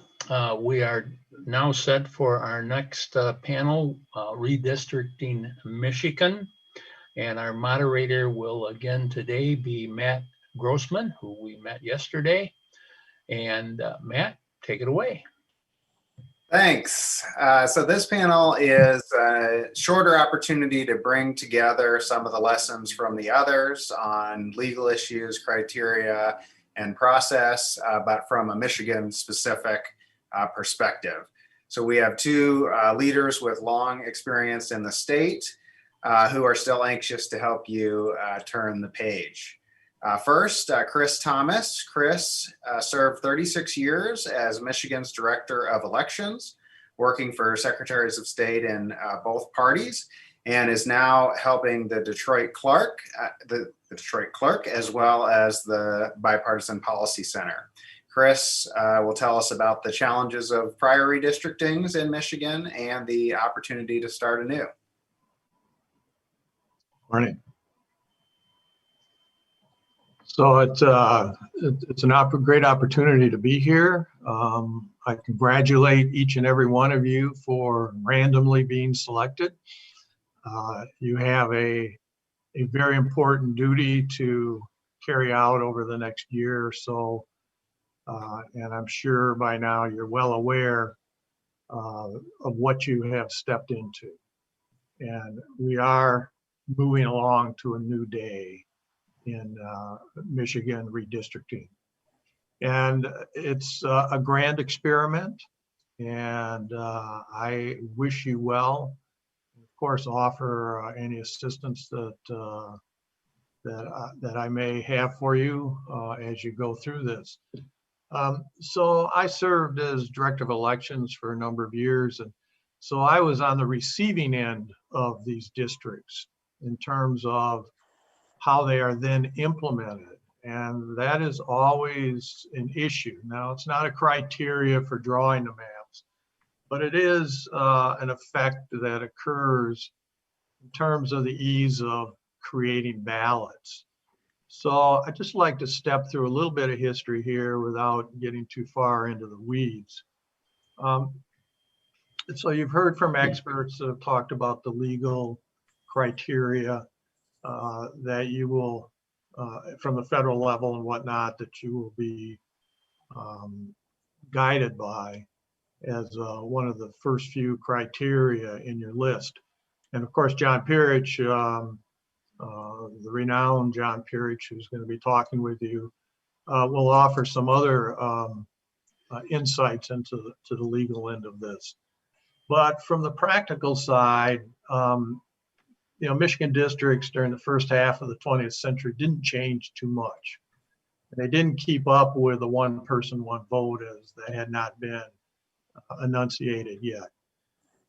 So in the mid 60s, when that occurred, it created a new paradigm in terms of how to look for political advantage. And so the Michigan Constitution, which had just been adopted and ratified in 1963, got its first real test under the supplemental one person, one vote standards that the US Supreme Court announced and imposed on all of the states. So in 1972, the Michigan Supreme Court was again had a deadlocked apportionment commission. And that's one of the things that is attempted to be avoided in the system that you're working in. And that, when it's deadlocked, plans were then submitted to the court and the court chose. And the court likes to consider themselves as nonpartisan when they're on the bench, but you're going to pick a partisan plan at the end of the day, and they did. And it was interesting that that plan, it did come from the Democratic Party, and on the legislative districts, the Democratic Party drew a plan that had zero deviation. In other words, all the districts were equal population. And as you've likely heard already, the court evolved later a doctrine that said that at the legislative level, there can be as much as a 10%, 5 up, 5 down, so from the zero deviation. Well, in order to get zero deviation, they had to draw into all kinds of cities and townships to grab census tracts and blocks to get down to zero. So one of the effects of this was it really chopped up many jurisdictions. So some of the jurisdictions really didn't have any one or two people representing them, but found themselves dispersed across several districts, and thereby really not having what they considered true representation in the legislature. So that was the big issue. And then in 1982, when the court finally said, hey, we're done with this, this is really a legislative process, the APOL standards came in, which became sort of, back then the video games were almost non-existent, but the ones that were there were like Pac-Man. So the game was break as few county lines, and then within counties, break as few city or township lines, and then you'll end up with a plan. Well, that certainly made elections a lot easier to conduct because it didn't chop up cities and townships so much, while some of the larger cities, of course, had multiple districts within them. Most of the jurisdictions in the state were wholly contained in a congressional district, a state senate district, and a representative district. So that was basically the community of interest that was adopted and then later put into legislation and was used for the last 4 decades. The community of interest was city, township, and county lines, those jurisdictions. That was it. Other than the federal criteria for the Voting Rights Act, there was no other real consideration of ethnic, racial, or other types of communities of interest. So that, of course, as everybody will be telling you, is where you are going to enter the world here with a community of interest. And then, of course, they have you finishing early, about November 1 of 2021, which leaves plenty of time for litigation and for the Secretary of State's office and all the clerks to rearrange the voter file to make sure all the voters are properly coded into the proper jurisdictions. And so that's a critical time period. So the big deal is this is open and transparent, which has never been the case. The case in the past has been lots of rumors, lots of talk, and then at the end of the process, the plans are presented and they're dropped on everybody, and the litigation started or didn't start, and that's what people lived with. You have an opportunity here to provide the citizens of Michigan with a very open, transparent process that, yes, will be messy. It's always a messy process, and there's gonna be a lot of interest involved, but that's the way it works, and the people should see how it's done.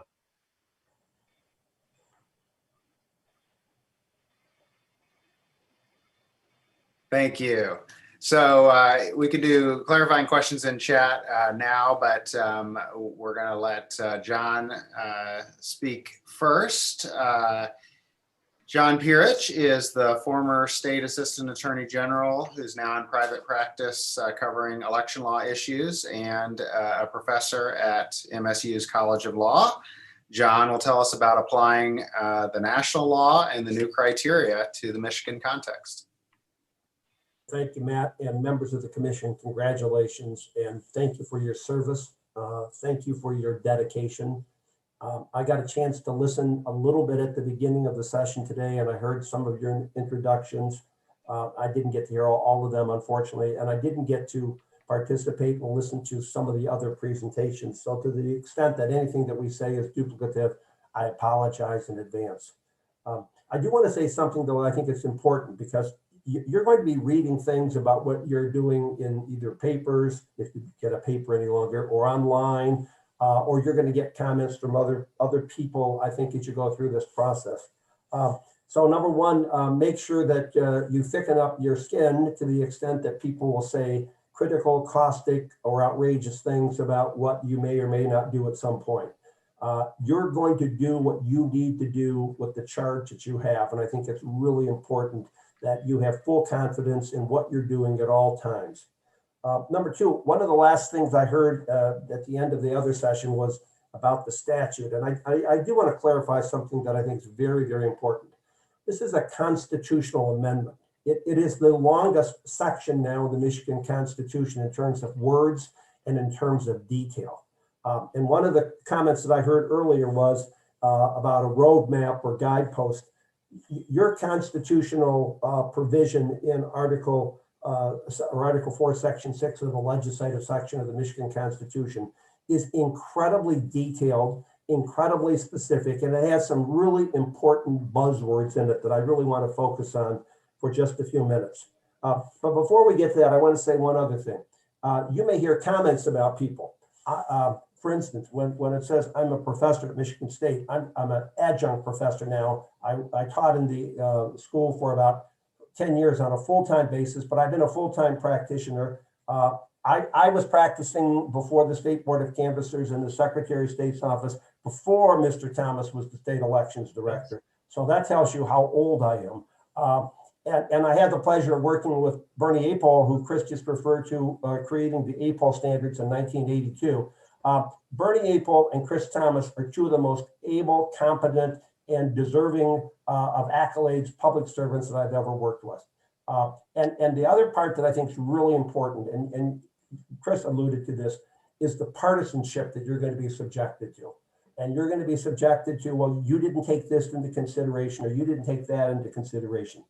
If you follow the precepts of Article 4, Section 6 going forward, you're going to have no problems with any of that. As Chris said, some people aren't going to like what you're going to do. Some people are going to be very critical. Other people are going to really like what you do, and they're going to be very positive. So in that sense, just do the best job you can do, and understand that you've been given a very specific mandate going forward. I do want to make, because again, it is a constitutional amendment. It's not a statute, but it gives you some very direct standards that I just wanted to focus on very, very quickly, if I could. And I don't know how familiar you are in terms of your preparation for your duties and service, but if you look at section 13 of the article. It's really, really critical, because I want to start off, if I can, because really in many regards, what's happened in the past is almost irrelevant to what you're doing now and going to be doing. So if you look at section 13, it says the commission shall. Now that's a term of art in the legal world. Shall means it's a mandatory term. And being a mandatory term, these are things that you have to do. Importantly, it does go on to say, you shall abide by the following criteria in proposing and adopting each plan in order of priority. So that, compared to some of the other jurisdictions, is very, very important. And it gives you that roadmap as to the order of priority of the considerations that you're going to have to follow through with. Number one, equal population mandated by the United States Constitution. Number two, geographically contiguous. That's what Chris was just talking about with regard to county, city, township, village boundaries. C, the district shall reflect the state's diverse populations and communities of interest. Now, Chris alluded to communities of interest. This is maybe the most important new benchmark that's in the constitutional provision, because the Constitution now says communities of interest may, a term of art, not mandatory, but permissive, may include but shall not be limited to populations that share cultural or historical characteristics. That's a standard we've never had before, or economic interest. And then it goes on to say what communities of interest are not. Specifically, they do not include relationships with political parties, incumbents, or political candidates. Going on, districts shall not provide a disproportionate advantage to any political party, and a disproportionate advantage to a political party shall be determined using acceptable means of partisan fairness, and districts shall reflect consideration. Now we're down at the very end of what used to be the standards of county, city, and township boundaries. So the ballpark has been essentially changed, in the game is essentially changed, and that's not a game, but the process has been changed. So you've got this unique opportunity of going forward with regard to how you're going to take in all of the data, how you're going to take in all the information. Again, I know you've had reference made to the Voting Rights Act and Section 2 of the Voting Rights Act. I'm not sure if you've heard about cracking and packing yet. And we can get into real technical terms. And I don't want to get lost in the weeds, as Chris said earlier. If you do have questions on those issues, we'll try to answer them either now or subsequently.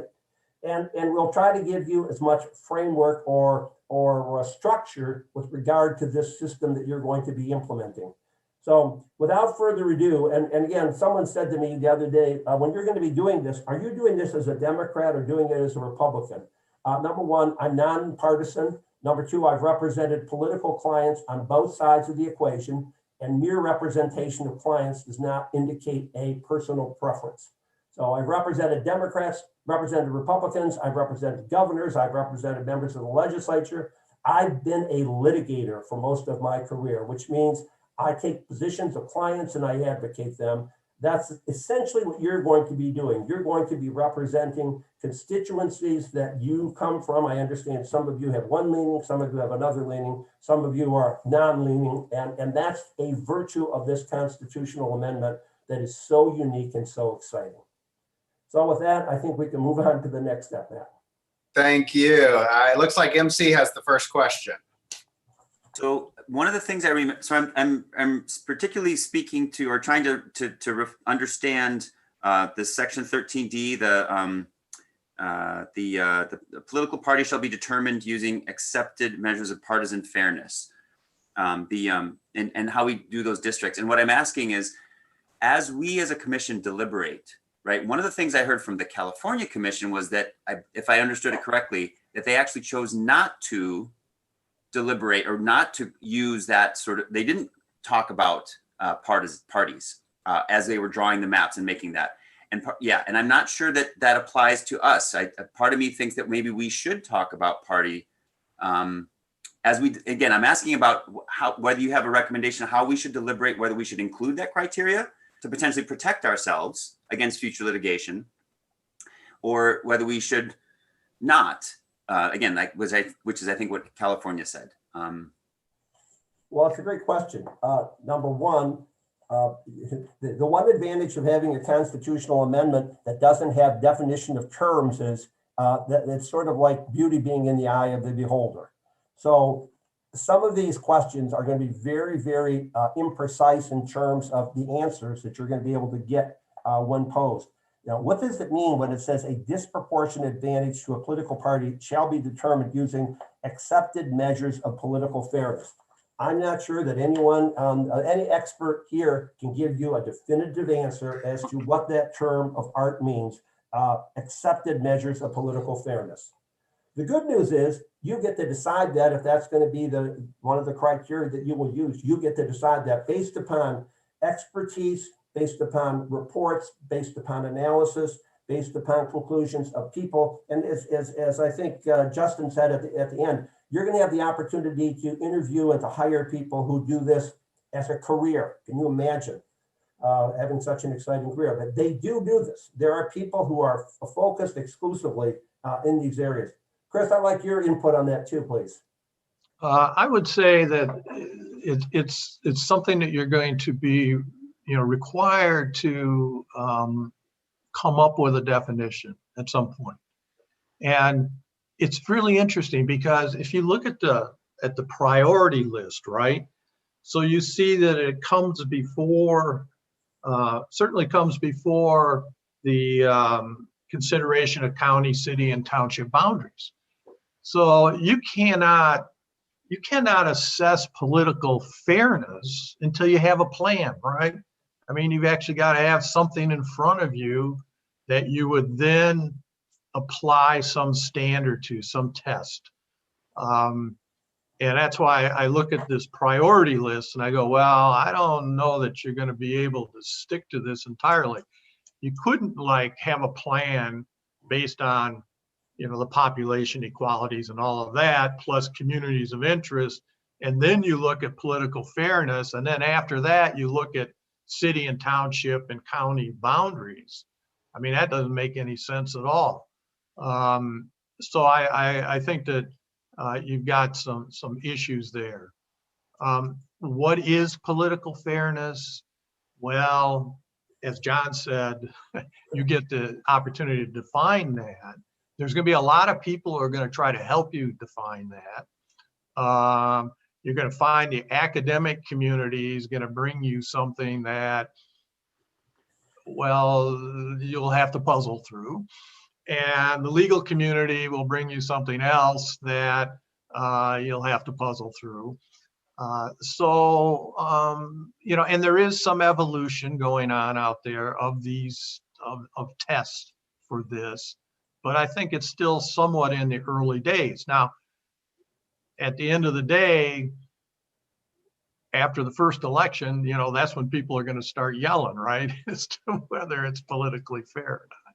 But I do think that the list is going to end up, even though it says these are your priorities in order, it's going to end up getting scrambled a bit. And one thing I would note is that California had on a single priority line both communities of interest and jurisdictional boundaries, which means they could weigh those together.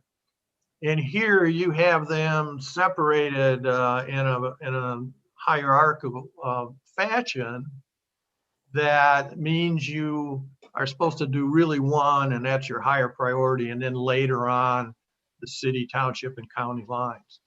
But I think John is absolutely right. Beauty is in the eye of the beholder, and you are the beholder. So. Can I add one other point? Because I do think this is important. The constitutional language is specific, and it is your guidepost for what you are to do. I think that's very unique compared to some of the other jurisdictions, that you have that guidepost given to you in the Constitution now, and you have the exact order that you will, I assume, as you go through this process, you'll be able to then factor step by step as you go down. I think when you get to the end, though, it's a different question. Then when you've done all that, you've got the egg all scrambled. Now the question is, what are you going to do with it? and how are you going to apply it, or how are you going to present it?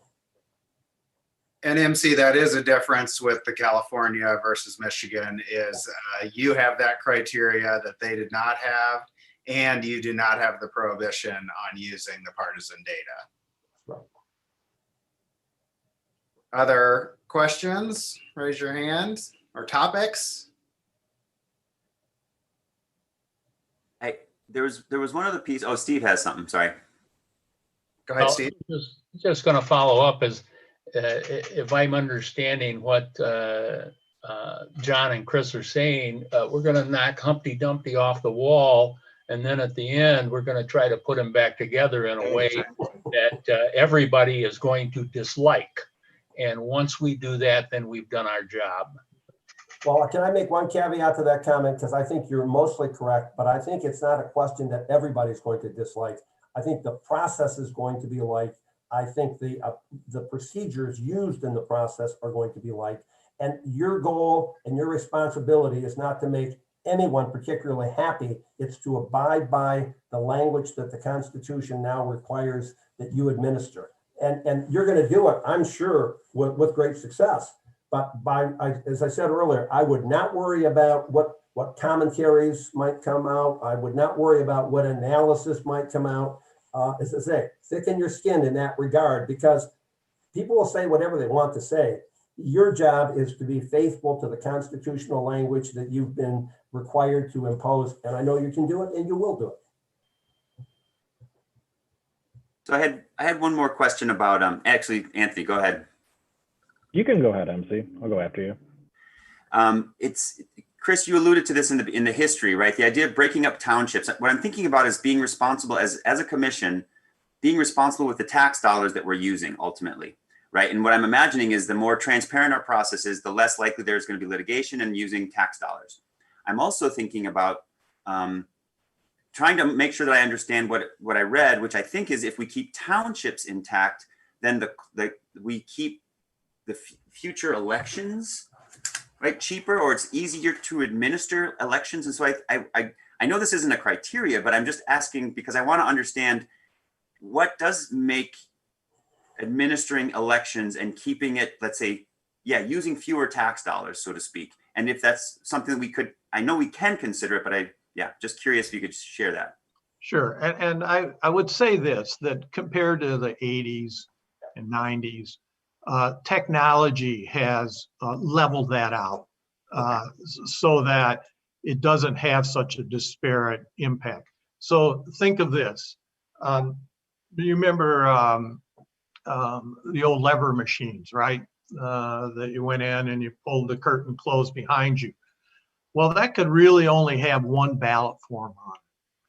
And so each time you cut a township or a city into a smaller piece, that precinct would need another machine because you couldn't put two different ballot forms on there. And so a ballot form is essentially from president down to township supervisor, all the same candidates are on that ballot form. So if that legislative district goes through the middle of the township, you now have two ballot forms. And if it splits it in three, you have three. So you needed extra machines, and those were expensive. Well, today with the optical scan, one tabulator can read almost an unlimited number of ballot forms. So the increased cost would be somewhat on printing, but it's not an exorbitant increase. It is more of from upfront is the detail that's needed to make sure voters are in the qualified voter file, the statewide voter registration system, that they are coded into the correct precinct and ballot form, and that they're not, somehow or another ascribed to the neighboring district. And so those details are, but I don't think there'd be an inordinate impact, assuming you're not going to cut one little township into 9 pieces, right? It should be okay. Now the county commissioner districts might do that, but that's not your problem, of course. Anthony? I have just a few quick thoughts. First, I'd like to say thank you to our panelists here. This has been very educational. I think that something we have to keep in mind as a commission is we can't let perfect be the enemy of progress here. We're the first people doing this, at least in Michigan. We're the second or third in the whole country. So we're going to be laying the groundwork, for future commissions, hopefully, when we're successful. So I think as long as we have a distinct process that we go through, which we do, it's laid out here, we'll be okay. We're not going to make everyone happy no matter what we do anyway. But as they said yesterday, just on virtue of being an independent commission, whatever map we come up with is going to be better than the previous map that we had. So I just think we should keep that in mind.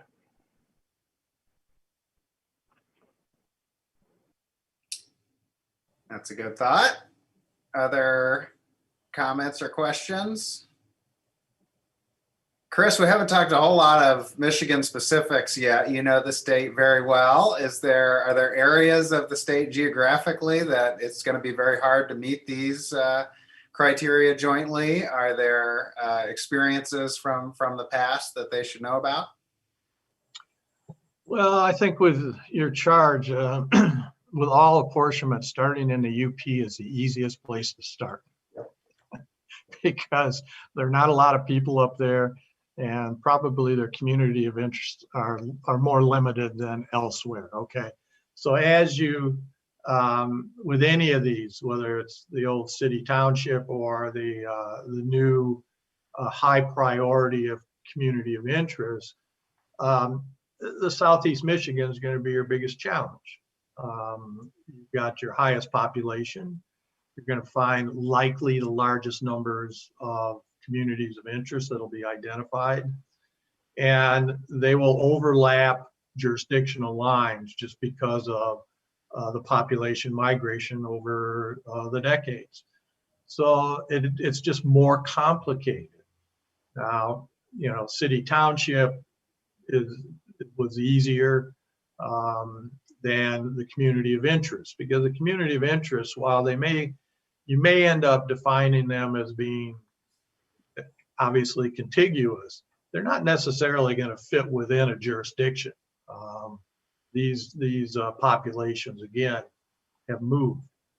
So geography is, it's really people that's the issue in terms of drawing the maps. And the constraints of the past were really not too tough in that regard, particularly in the legislative side, where you had the 10% deviation.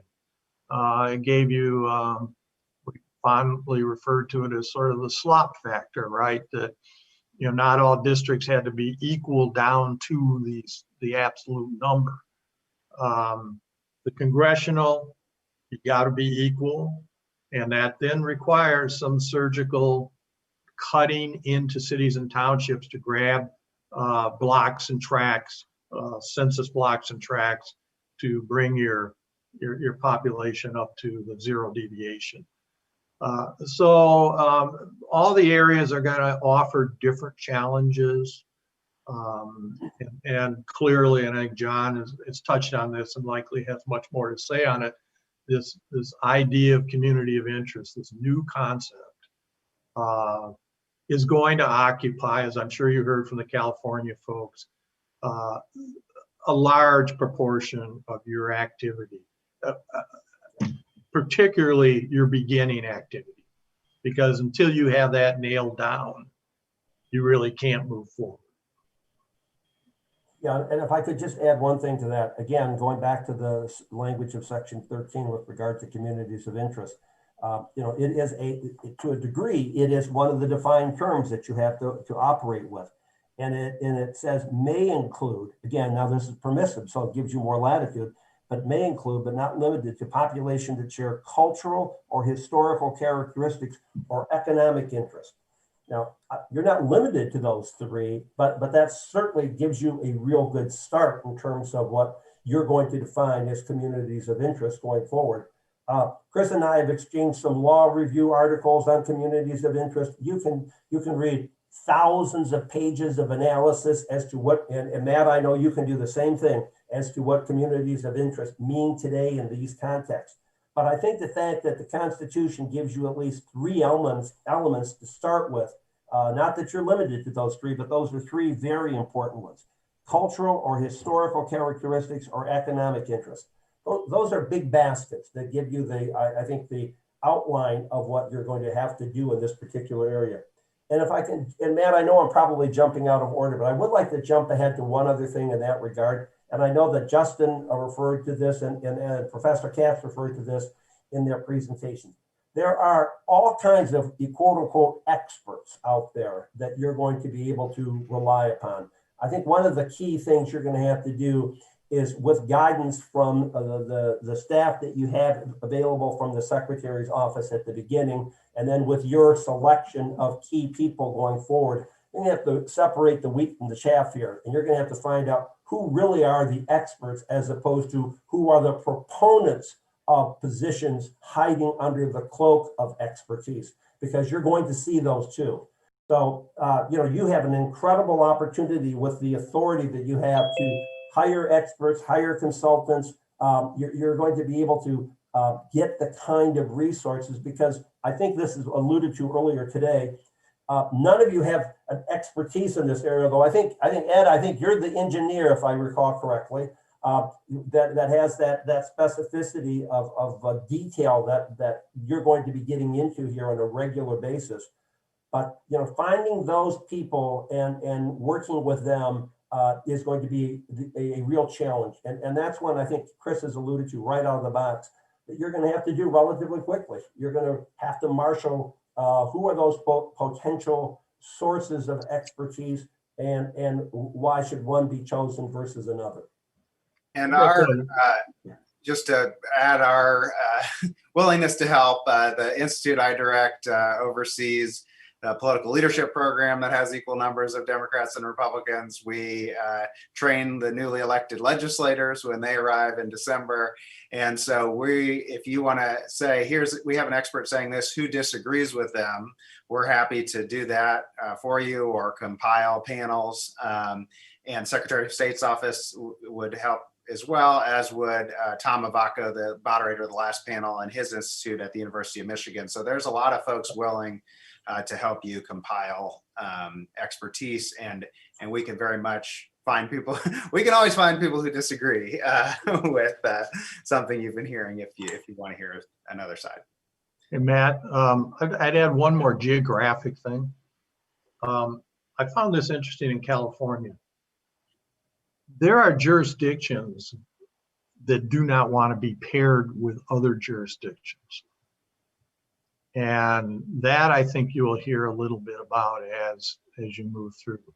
So Marin County, north of San Francisco, said, we do not want to be paired with San Francisco. We want to go north to the wine country or wherever, I don't know. But that'll be something that you'll end up hearing as these pairings are starting to be made, where jurisdictions don't think they have commonality with a neighboring jurisdiction. Are there other questions? Anybody who hasn't spoken yet? All right, Ed, you're next. Anthony, you're next. Just kind of on that same topic, I think a challenge that we might find is, dealing with the large Middle Eastern population that we have in our state, which is the largest in the country. And we have Dearborn, Sterling Heights, West Bloomfield.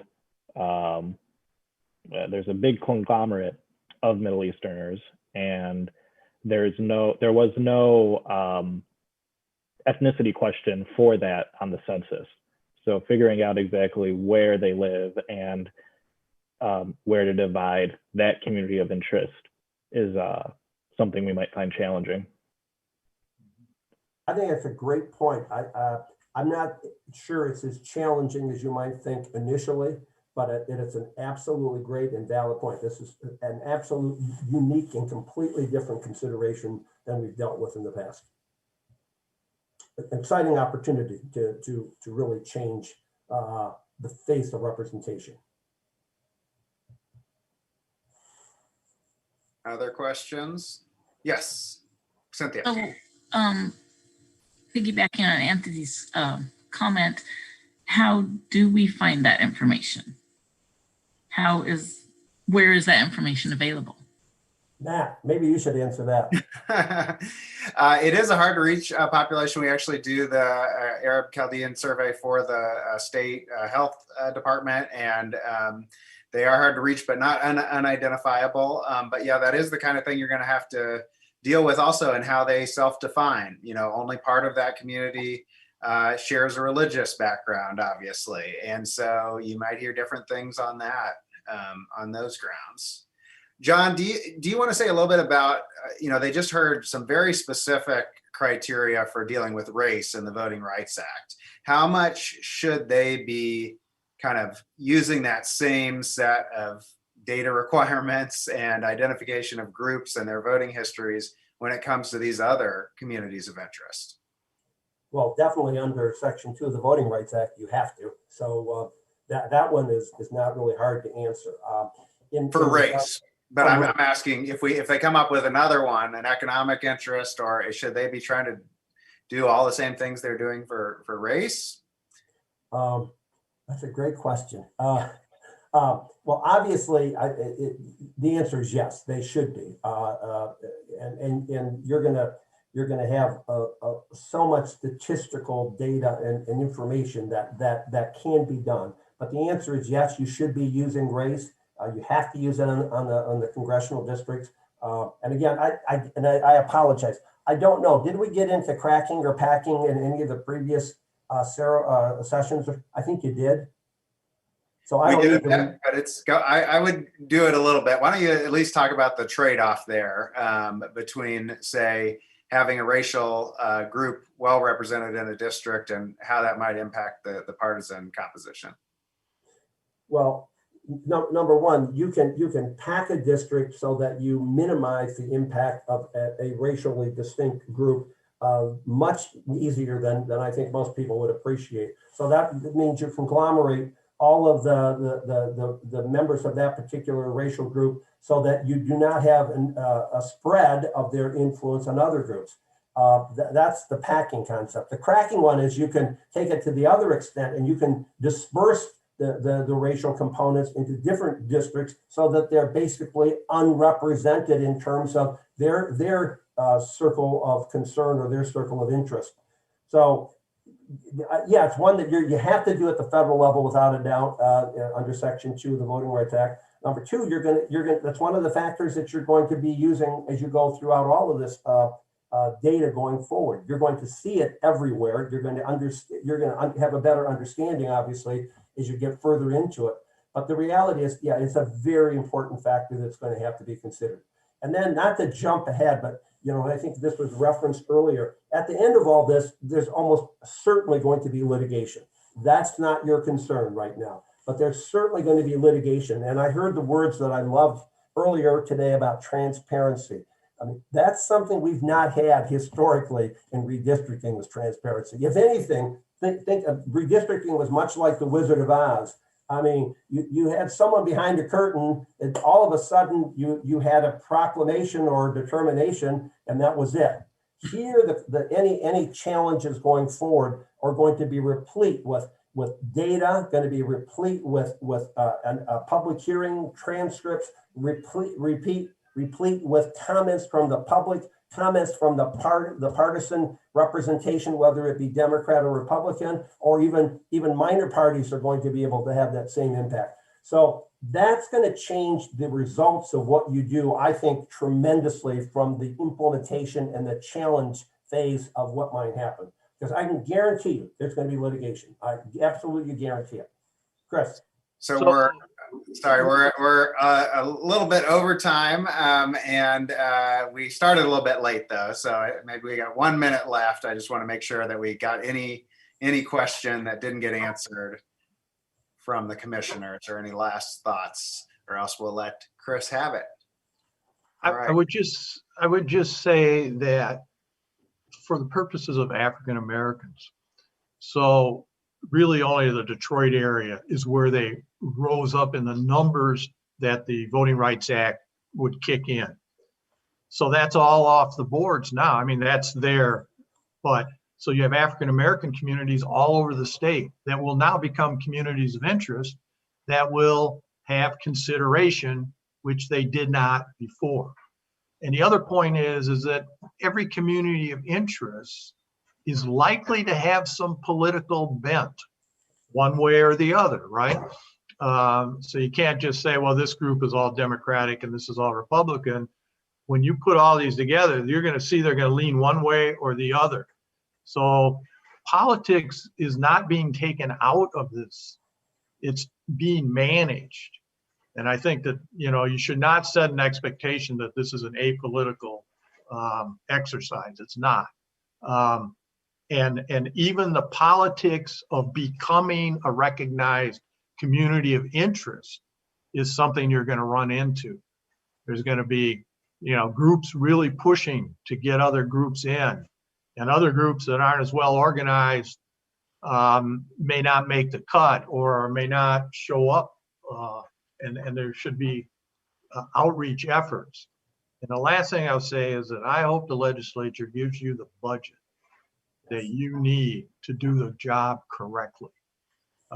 Because the 10 public hearings, that's a drop in the bucket of the public hearings that you're likely going to need just to figure out community of interest. You're going to have many, many more than 10 public hearings during your next year. All right. So since you have your work cut out for you, we'll make sure you get your break. Steve, you want to take it away? Okay. Thank you, Matt. I would also thank Chris and John for their enlightenment on where we're going. And I certainly agree with John that litigation is on our horizon. Both California and Arizona clearly said that that's going to happen. So a lot of good information here. We will take a 15-minute break, and then we'll have the panel will be Transparency and Independence Workshop from the Secretary of State staff. So we'll be back in approximately 5 minutes to noon. That gives you a couple extra minutes. See you then. Thank you. Thank you.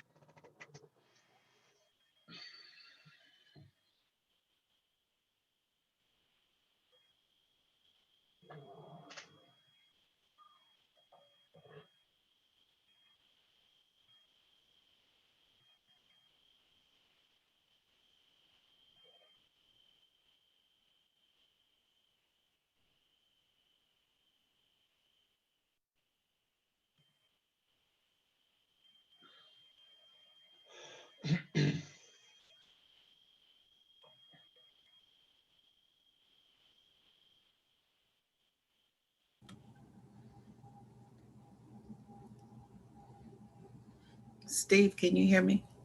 Yes. I was just wondering, when we get ready to select different folks, people to help us, will we be able to get more than, one or two people? Like, get 2 or 3 people and then decide which ones of the 3 is the best to able to assist us? Yeah, I would assume that we would interview certainly more than one individual or group or whatever we're looking to hire. Sometimes it'll be a firm, sometimes it'll be an individual, I'm sure. Oh, And okay. we would want to get more than one. Mhm. Sure. Okay, good. That would be great.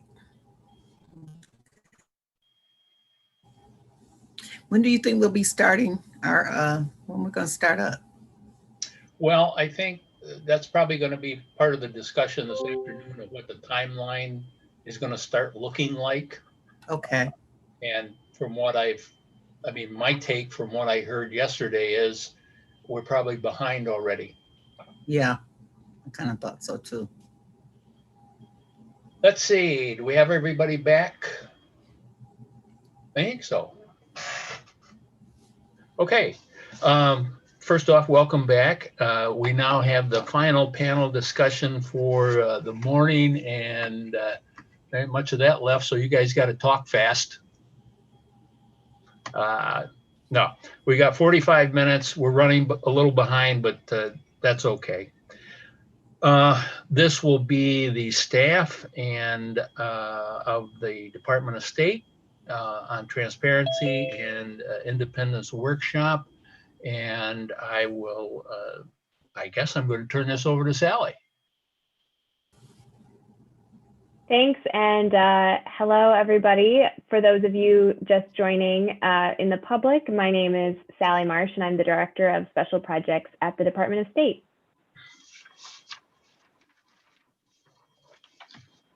And my colleague, Mike Brady, is also here. Mike, do you want to introduce yourself? Yes, good morning. This is Mike Brady, Chief Legal Director. Well, I've been seeing you the whole time, but got the video to work today. So to commissioners, to round out the morning of presentations, we are going to briefly cover some of the legal and practical elements of transparency, independence, and communication. We discussed some, if not all of this yesterday. So hopefully this can be a reminder and a refresher, and really, most importantly, an opportunity for you to ask Mike and I any questions that you might have before you go into your afternoon of your kind of initial decision making and conversations as a group. As a reminder to commissioners, all substantive questions that you might have should be asked and answered publicly, not in the Zoom chat, but of course we're happy to use the Zoom chat to help you troubleshoot any technical issues you have or other things like that. So once we go through some initial slides and overviews, like I said, Mike and I really welcome your questions. And of course, if we don't know the answers to those questions, we can certainly take note and get back to you if that would be helpful. So with that, I will turn it over to Mike. Hello again. So wanted to start with open meetings and public notice. You can see some of the different topics that we're going to cover, as Sally laid out, and some of this again is refresher from yesterday. But I want to, and forgive me, not that you need a refresher from yesterday on these topics, go in a little bit more detail and also respond to some of the questions, some of the specific questions that folks had raised yesterday. Hopefully cover some new ground as well, and ultimately, tee up some of the topics for possible decisions that you all may want to consider for this afternoon in your discussion then. So first on to the open meetings and public notice. So you may want to refer to page 18 of your orientation materials to look at the specific constitutional language. We talked about this yesterday, and I won't read through all of that again, other than, again, just to reference, point out page 18 of the materials. And also, just to state again that this commission in the body, as a body of the legislature and created by the Constitution, is actually subject to the Open Meetings Act. And as you can see in the Constitution, I think all the language in the Constitution is certainly consistent with the Open Meetings Act. But as I noted yesterday, it certainly goes, there are some requirements that go above and beyond some of the standard requirements of the Open Meetings Act.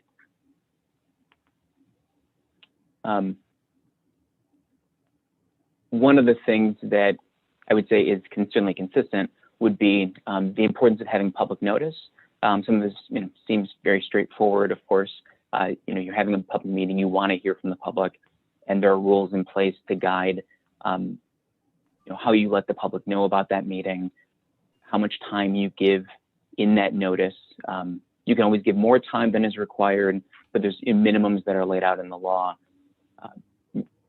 In this moment, in this day and age, just given coronavirus and the executive orders from the governor and whatnot, there is an executive order that was adopted, different various iterations of this, but back in the spring, that allows public bodies such as this one to have a meeting, a public meeting, as we've been doing yesterday and today, and to do it virtually. And so there's distinct rules that exist now and have existed for the last number of months during the state of emergency that allow this public body and all the other public bodies in the state to be able to meet virtually.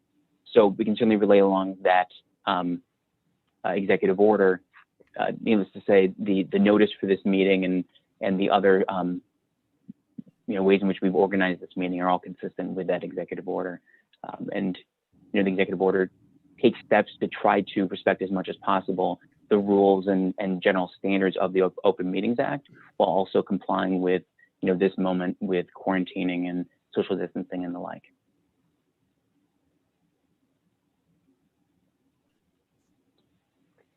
So now just want to briefly move on, unless Mike, there was more you wanted to sort of touch on in terms of the Open Meetings Act, can move on to talk about gifts and lobbyists. So we mentioned this briefly yesterday, but thought it was worth kind of lifting out the full text of the constitutional amendment on this particular issue for all of you. And just to note that, you all and the staff and attorneys and consultants and experts that you hire, you won't be able to accept gifts from anyone that in a manner which may influence the manner in which the commissioner, staff, attorney, expert, or consultant performs his or her duties. So I think that this requirement, you're now public servants and public, officers.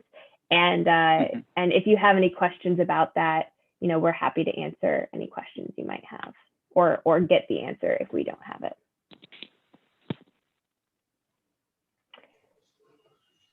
Next, yeah, oh, go for it, Mike. Sorry, I didn't know if this was going to come up later on. And so I wanted to refer back to one of the questions that it may have been something I heard yesterday afternoon. It may have been something I just kind of heard during a break along the way. But there was a question raised about whether, there'd be an opportunity for commissioners to gather in a purely social context. This may have been prompted by some of the discussions from California, where they noted that they had a similar restriction that did not allow them to talk about the work of their commission outside of a formal public meeting of the commission. And so that gave them plenty of other things to talk about and build other relationships and strengthen their relationships along the way, whether at dinner or traveling to a conference or to a public meeting, wherever that may be. And so wanted to flag for you that the Open Meetings Act does talk about when it comes into, when it's triggered, and it's triggered when there's quorum. So you're a body of 13, quorum will be 7. So if 7 of you are gathered and you're talking about the work, if 7 of you are gathered, you're allowed to talk about the work in a public meeting if it's appropriately noticed. If less than 7 of you are gathered, you're not actually triggering the public meeting requirement, and in turn, you shouldn't be talking about the work of the commission. There's a document that the AG's office has put out on the Open Meetings Act for decades, and it's it's updated as the laws have shifted and changed over the years.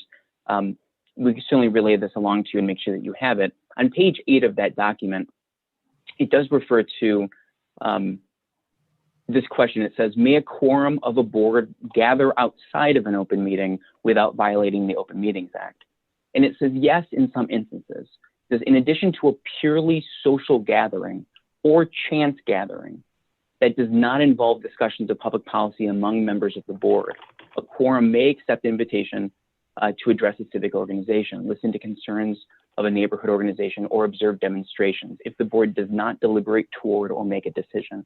And so, ultimately, you all have already discussed the importance of bringing on staff, particularly legal counsel, whether that's in-house, in addition to specialized legal counsel to assist you with the various legal matters that you've been hearing about yesterday and today. So you can certainly get specific, counsel and guidance on that from them.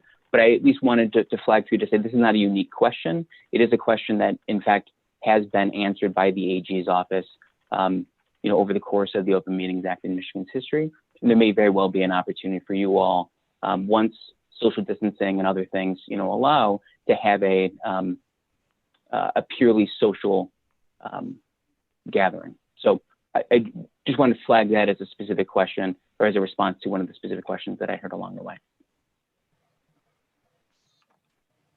Thank you, Sally. Go back. Thanks, Mike. I didn't want to get too far away from it. No, that's perfect. That's perfect. Sally, did you want to take questions as we go on this panel, being you and Mike, or you want us to hold them to the end? We are happy to take questions as we go. So if anyone has a question, feel free to ask. Oh, I have one. On the Open Meetings Act, there's a rather detailed process for providing notice, one of which is to post a notice at your office. We don't have an office. So where are we going to post our notice? So what we did for this meeting is we posted notice in the public entrance that's accessible, again, obviously to the public, in the Richard Austin building in Lansing, where the Department of State is located. We also posted notice on the Michigan Department of State's website. We also posted notice for this meeting on redistrictingmichigan.org? Yes. Yeah, so you're familiar with that website. That is arguably, that's yours until you create something else or, do whatever else you would want to do with that.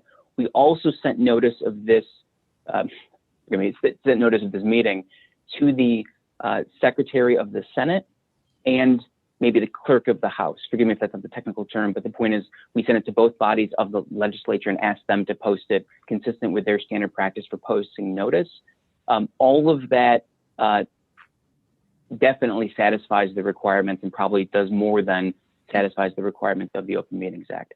Anything else you want to do beyond that, you're certainly welcome to do. The Open Meetings Act sets a floor for minimum requirements that you have to do for notice, and in no way a ceiling. So if you wanted to send it out on Facebook, if you wanted to, all sorts of other ways, of course, you could send out notice. Okay. MC. I see Rhonda had a question. Let's do Rhonda first. Thank you. I think I know the answer to my question, but I just want to verify going back to the gifts. I'm in a line of work where sometimes clients at the end of our transaction will give me a gift. Being now that I am a commissioner, should that be something that I respectfully decline at this point, even though it has nothing to do with the commission itself or redistricting, just to play it safe? Kelly, could you move the slide back to the language from the Constitution, please? Oh, gifts and notice. Kathleen, thanks so much.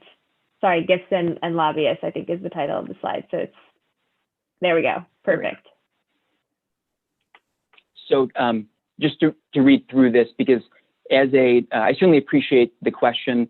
I've, in my current role and more, especially in prior roles, working in the government, have had people offer things just to try to be in ways that I thought were, absolutely,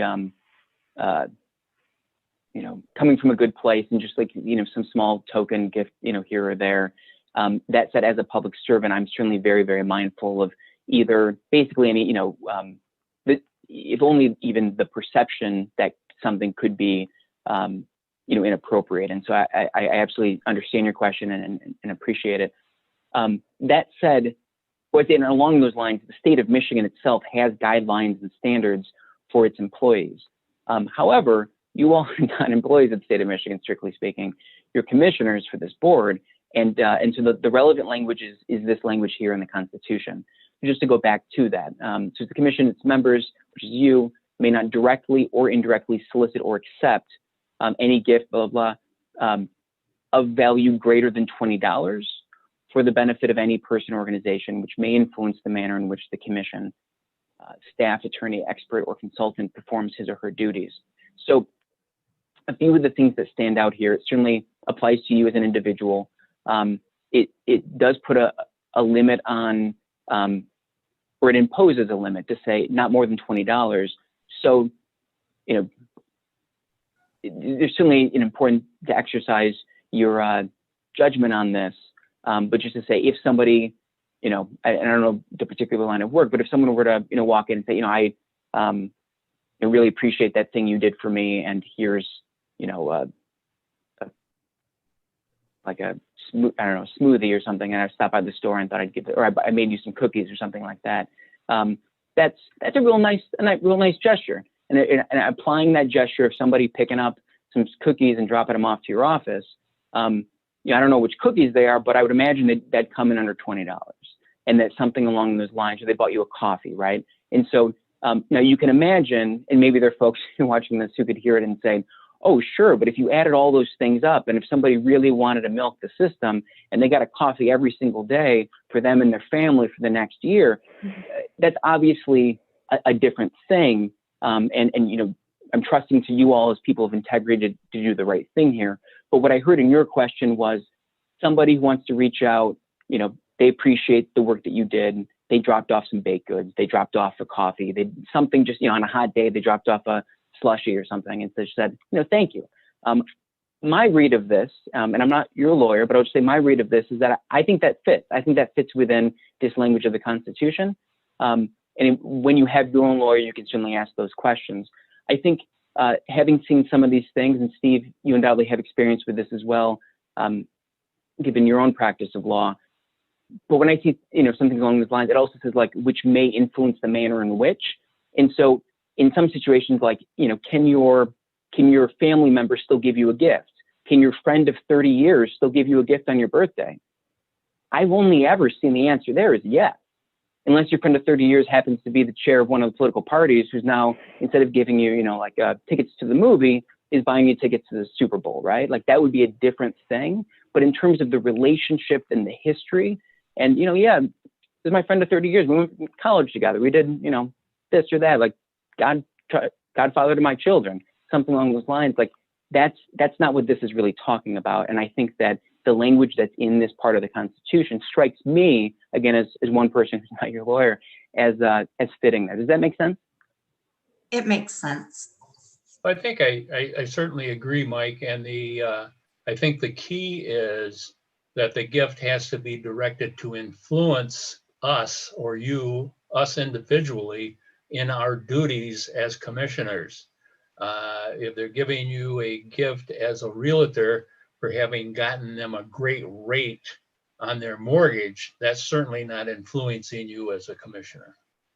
That's where I was wondering if there's a line and if I should, even though there's a line between the work for the commission and the work I do in my personal life, if I should still respectfully decline as not to throw up a flag, I guess is what I'm saying. Because I have had clients in the past that have given me very nice gifts. Good. I think that's going to be something that you're going to have to decide on your own as to what you feel comfortable with. Okay. Anthony. Hi, I have a comment and a question, if that's okay. To comment on what we were just talking about, I also think it kind of depends on your field a little bit. I don't know how it works, in real estate, but I remember one time I had a patient who, appreciated the work I did for them, and they wanted to offer me tickets to a Lions game, and I had to decline just because, in the medical field, the ethics of that are also looked down upon. So I think it really also depends on what profession you're in. My question is regarding the fact that, the Constitution goes a little above and beyond just the Open Meetings Act. I've already had a few members of the public reach out to me over email and ask if I'd be willing to meet to, discuss redistricting. And I'm wondering what the best way to respond to that would be. Kathleen, could you go to the next slide? Thanks. And Mike, I don't know if you have an immediate response there, but I thought it might be helpful to put up on the screen the language that you're referring to, Anthony, is addressed in this particular portion of the Constitution in Section 11 of Article 4, Section 6. And I can just read out sort of the second part of that sentence, which is that, it says that commission shall not discuss redistricting matters with members of the public outside of an open meeting of the commission, except that a commissioner may communicate about redistricting matters with members of the public to gain information relevant to the performance of his or her duties if, so this is like the caveat to that permission, if the communication occurs in writing or at a previously publicly noticed forum or town hall open to the general public. And that second caveat, so in B, sub B, where it says at a previously publicly noticed forum, I remember when I first read that, I thought, well, I thought this was an exception to having to, talk about it only at a previously, noticed public forum. Well, kind of. So the first one says, there's a prohibition, shall not discuss redistricting matters with members of the public outside of an open meeting of the commission. So not only, that's the prohibition, is that you do it at this meeting, at your meeting that you call and you control. However, there are two exceptions. One, again, is obviously you can do that in writing. The other is that you can do it, but it has to be still at a public meeting, just not your public meeting. So if you went to, the county commissioner meeting in your county, or you went and, spoke to, and maybe you all divided up and conquered, so to speak. And, at some point it makes sense, either in groups or pairs or committees or just individuals. And you just went and said, hi, I want to let you know I'm, one of your commissioners, for the state. And we're going to be doing these things. Our next meeting is coming up in such and such date. But I wanted to, speak to you all a little bit about, or I don't know, maybe at some point later on, you've got a roadshow, you've got slides, and, you actually split up and do that. I have no idea. That's obviously a question for you all.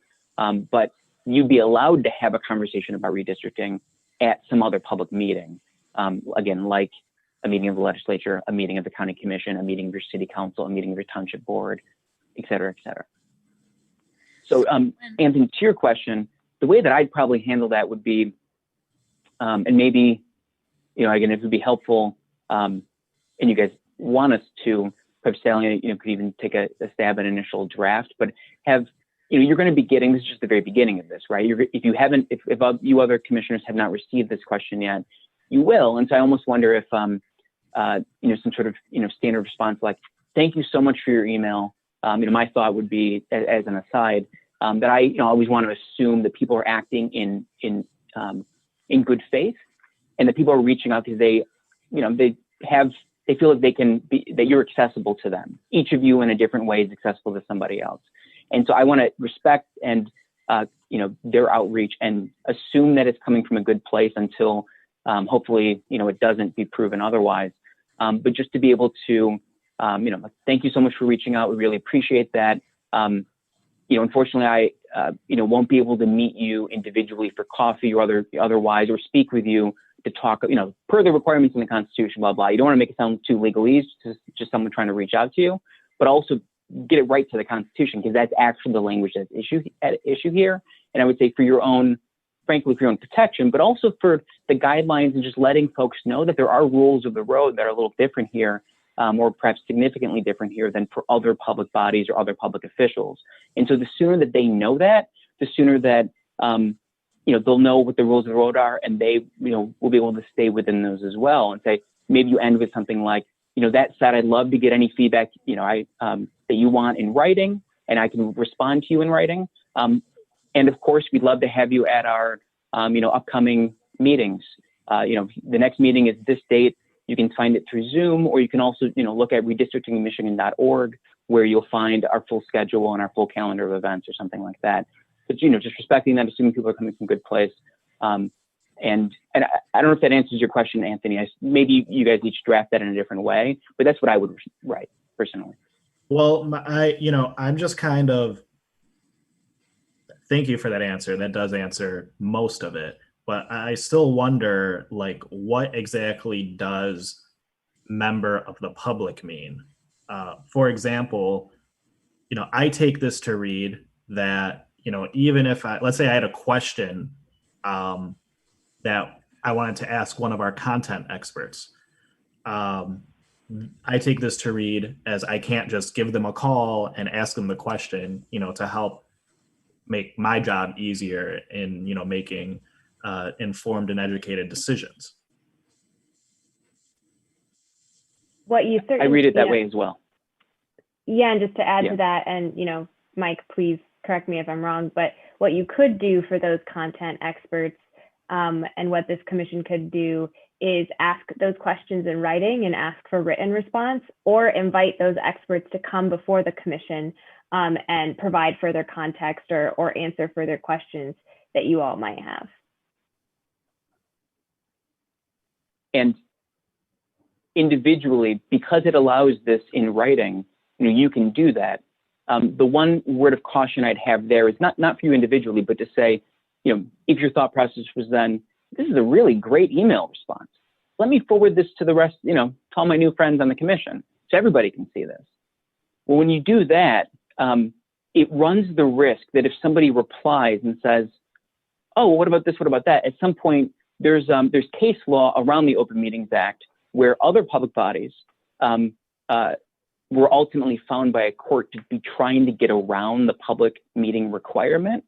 And they were basically having the meeting by email. And the email, of course, was not public because, it's just like not readily public. Someone had to FOIA for it, submit a Freedom of Information Act request, FOIA, FOIA request. And so courts have found that, you can have emails, but your emails are about scheduling meetings. You can have emails on real basic stuff maybe, but you're not to have emails that are, deliberations. You're not to have emails where you make a decision or where you line up everything and you know what the vote is before you actually come into the meeting, and then you officially make the decision. That's not, that is, again, a violation of the Open Meetings Act. So again, for you to reach out to anybody or anybody to reach out to you in writing and have questions and back and forth, that's exactly what, not only is, is it allowed, presumably it's exactly what the Constitution envisioned, with that exception in A on the slide that we're looking at. That's section 611 of Article 4. But beyond that, just, again, we'll get to some of the other things, but just to be mindful, again, you really want to do everything in public, and that'll be the safest way to prevent you from getting, frankly, sued. When I was talking about lawsuits yesterday, when most of the people yesterday and this morning were talking about lawsuits, they're really talking about, the lawsuits challenging the districts you're going to draw. I want to be clear, you also want to avoid the more basic lawsuits, run-of-the-mill lawsuits for violations of the Open Meetings Act or FOIA. But again, I think that you guys, those are easier to avoid. Yeah, and they can be avoided. Well, we're having we invite the public to submit written comments to us that will be archived, indexed and archived at some point in time. I would think that one method would be, and excuse me, Anthony, and I'm also, in fact, I got one this morning. We probably got the same one, that we could submit those to the public comment archive and respond in public at a meeting by saying the commission has received X and we're going to now consider it as a whole body if we think it's that important. I think that would be a method to use.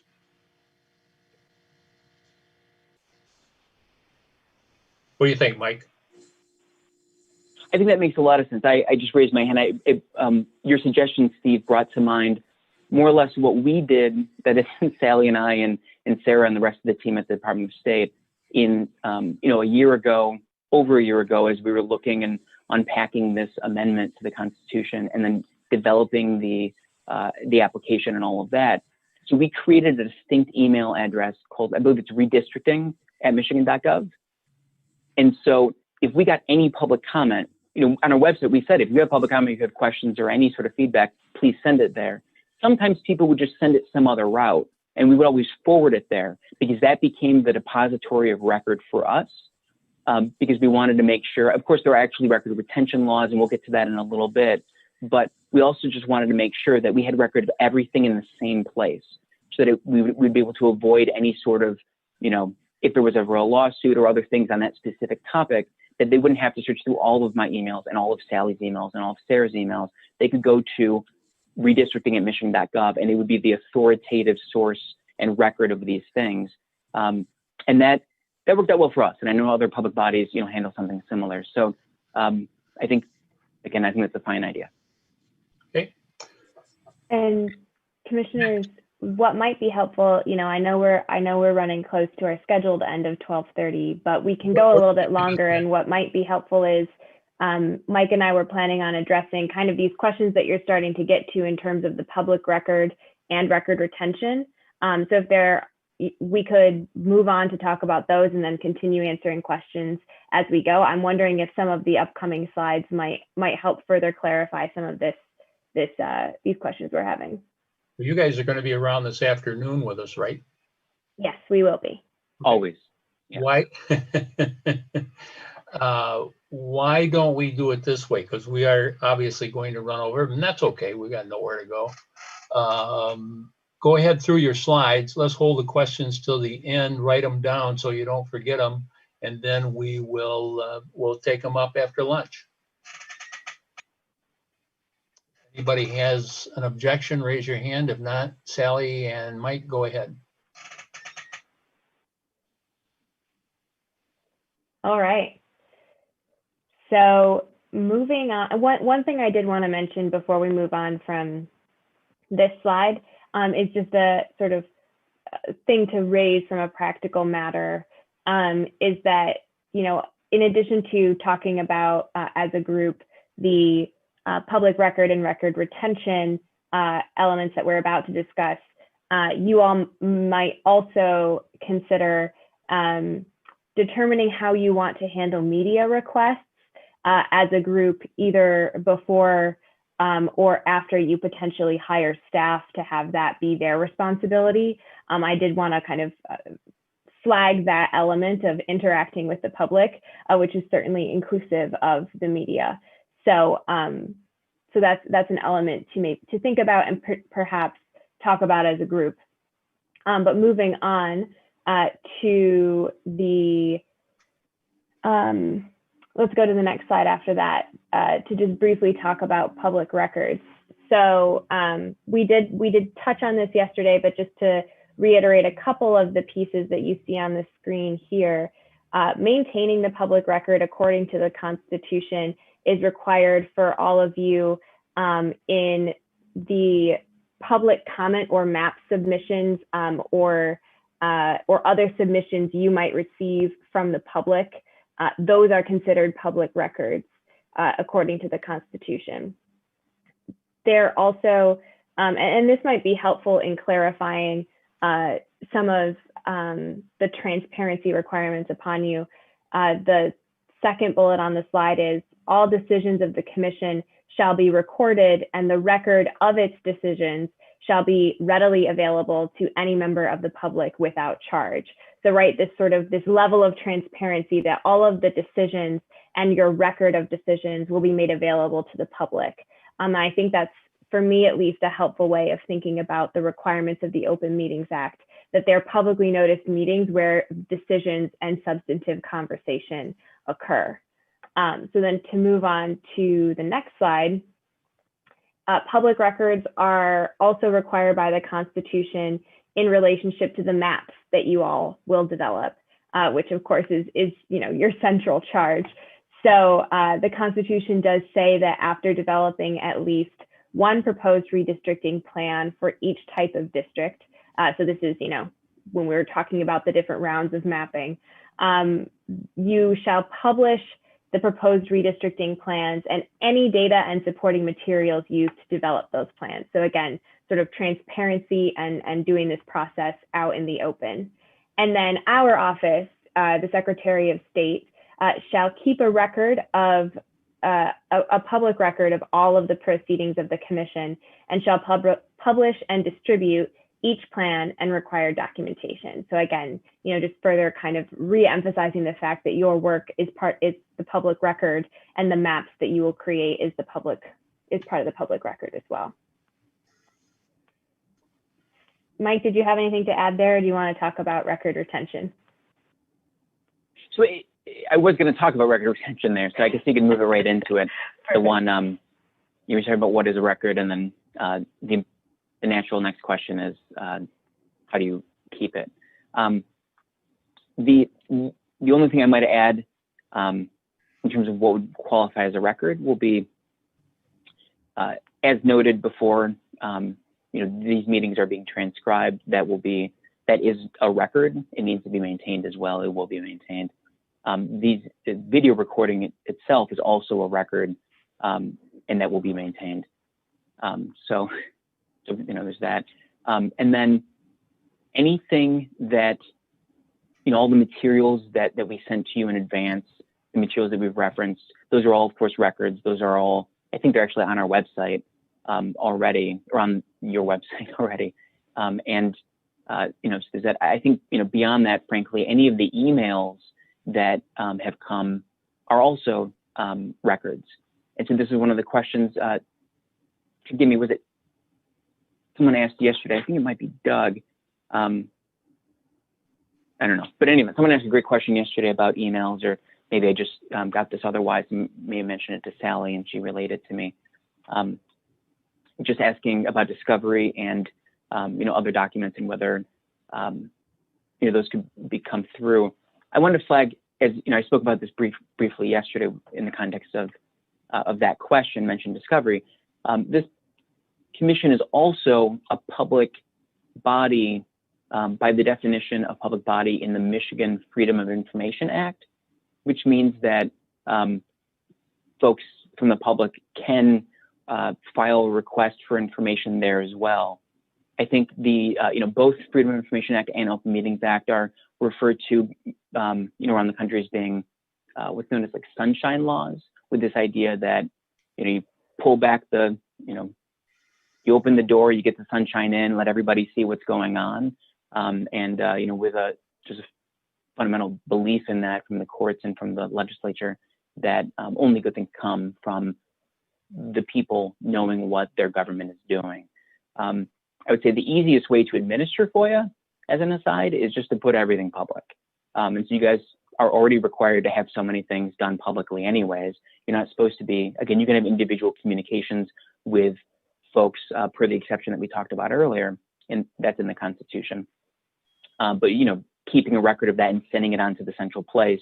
And at some point, maybe, presumably I think what we'd want to build to would be on the website, just anyone can go and see the public record there.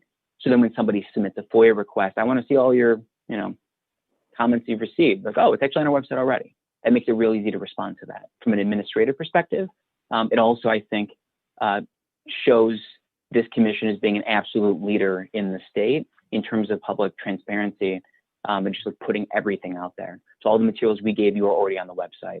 This is obviously on the website. People can look on the website right now. They could switch off and look at what you guys did yesterday, and they'll be able to do that this weekend as well on their own time. So all of that, I think, bodes very well, but just to say, like, that's another kind of component to all of this. So with record retention, touching some of those things, if you can go to the next slide.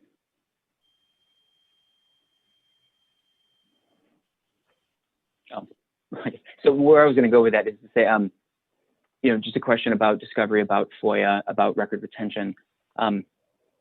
If I were you, I just wouldn't delete anything. It's like not, much of a good reason to. If there's, and I'm referring to things, of course, related to the work of this. Oftentimes, just having been a lawyer in the public sector, if there's a question that came up about why did somebody delete the email, and you look at it and it's like, well, at least for the people that I've worked with, there hasn't really been any, there's no scandal there, there's nothing else.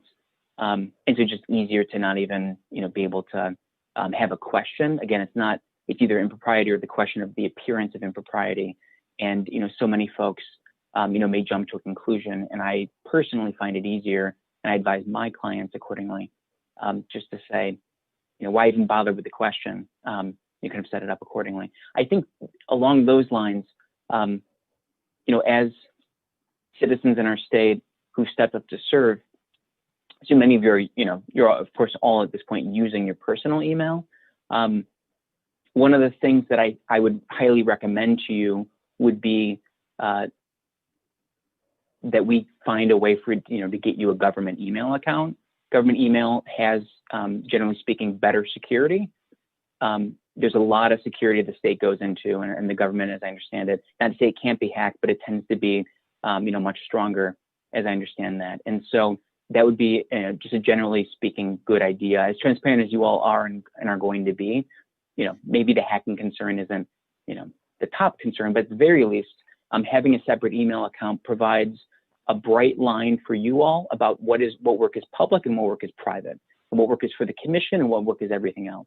And so one thing that I think you're going to want to have is at the very least a separate email, so that if and rather when there's a lawsuit, and whether that's more run-of-the-mill FOIA or Open Meetings Act lawsuit, or if it is the inevitable lawsuits that will come down the road challenging the work of this commission and the actual maps that you create in discovery, or it could be through FOIA.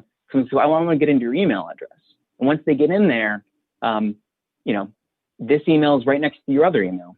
Your emails with your family, talking about health issues with relatives, talking about their health issue, whatever else, talking about your kids, talking about all those other things that are not actually public records and don't have any right to be. And so to be clear, those are private records, but the easiest way to just not even have to get into that is just to have a separate email account. And so that is absolutely no question the best practice. It is, there's also various things in Michigan law that advise folks who are the standard to use government accounts for government work, and which means on the one hand, don't do government work on your personal email, which you guys don't have an option yet, and also don't do personal stuff on your government account.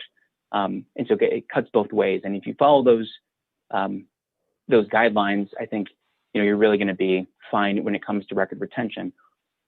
Because, among other things, with government email accounts, they can just be set so that nothing can actually be deleted. And so, as a lawyer at the Department of State, with all the lawsuits I'm involved in, if I even try to delete my email, like, it's not actually being deleted.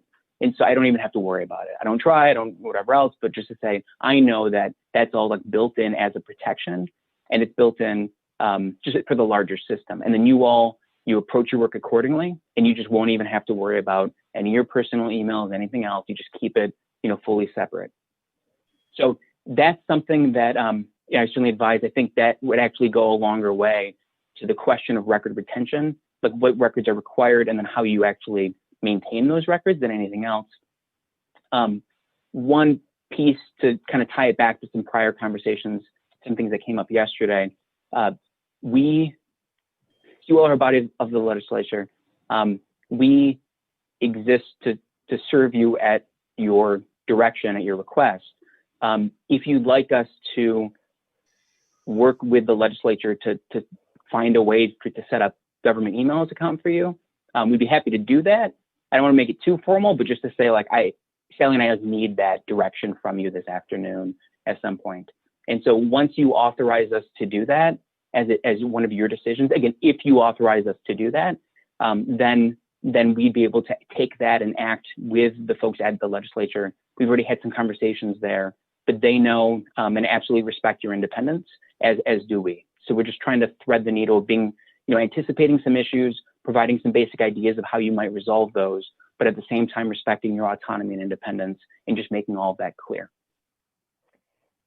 And just to kind of build on that and close up this session, because I know we're running over time, Mike and I are happy to answer your questions after the break. And certainly, as we've stated, we want to be as helpful as we can, under your direction, insofar as you find us to be helpful and a helpful resource moving forward. One note before we take a break that I did want to mention, as we've been talking about, the afternoon session has time set aside for you all to make some initial decisions. And I wanted to flag a couple of pages in your orientation materials that might be helpful in going into that meeting, in case you want to just look at them again before you all resume. So on commission structure, the orientation materials, pages 39 to 40, provide a summary of the California report. I believe that's also included in the printed binder. A link to it is included in the orientation materials, as well as a Commissioner's Guide to Redistricting in Michigan, pages 19 to 20, has information or suggestions on structure. Next steps to hiring staff. There's a mention of this in your orientation materials on page 14 to 15. And then future meetings, there is mention of future meetings on pages 12 to 13. So just to mention those to you before your next session. And with that, thank you very much for your time. And I know we're running over, so I'll turn it back over to you, Acting Chair. Thank you, Sally and Mike. We appreciate your comments and your direction. And I take it, Sally, that those were the comments that you wanted me to give you time for. You don't have any more? Okay. Though I don't know that we need a motion to adjourn for lunch, but we'll, since Sally put it on my script, I'm going to take it anyway. Somebody move that we adjourn for lunch, and somebody second it. So moved. I second it. Second. All right. It's been moved and seconded. All in favor say, let's eat. Let's eat. Let's eat. Let's eat. All opposed say, I'm cooking for everybody. Not hearing that, we're done. See you back here at 2 o'clock. We'll see you all back on at 1:45, Commissioners. Oh. Okay, 1:45.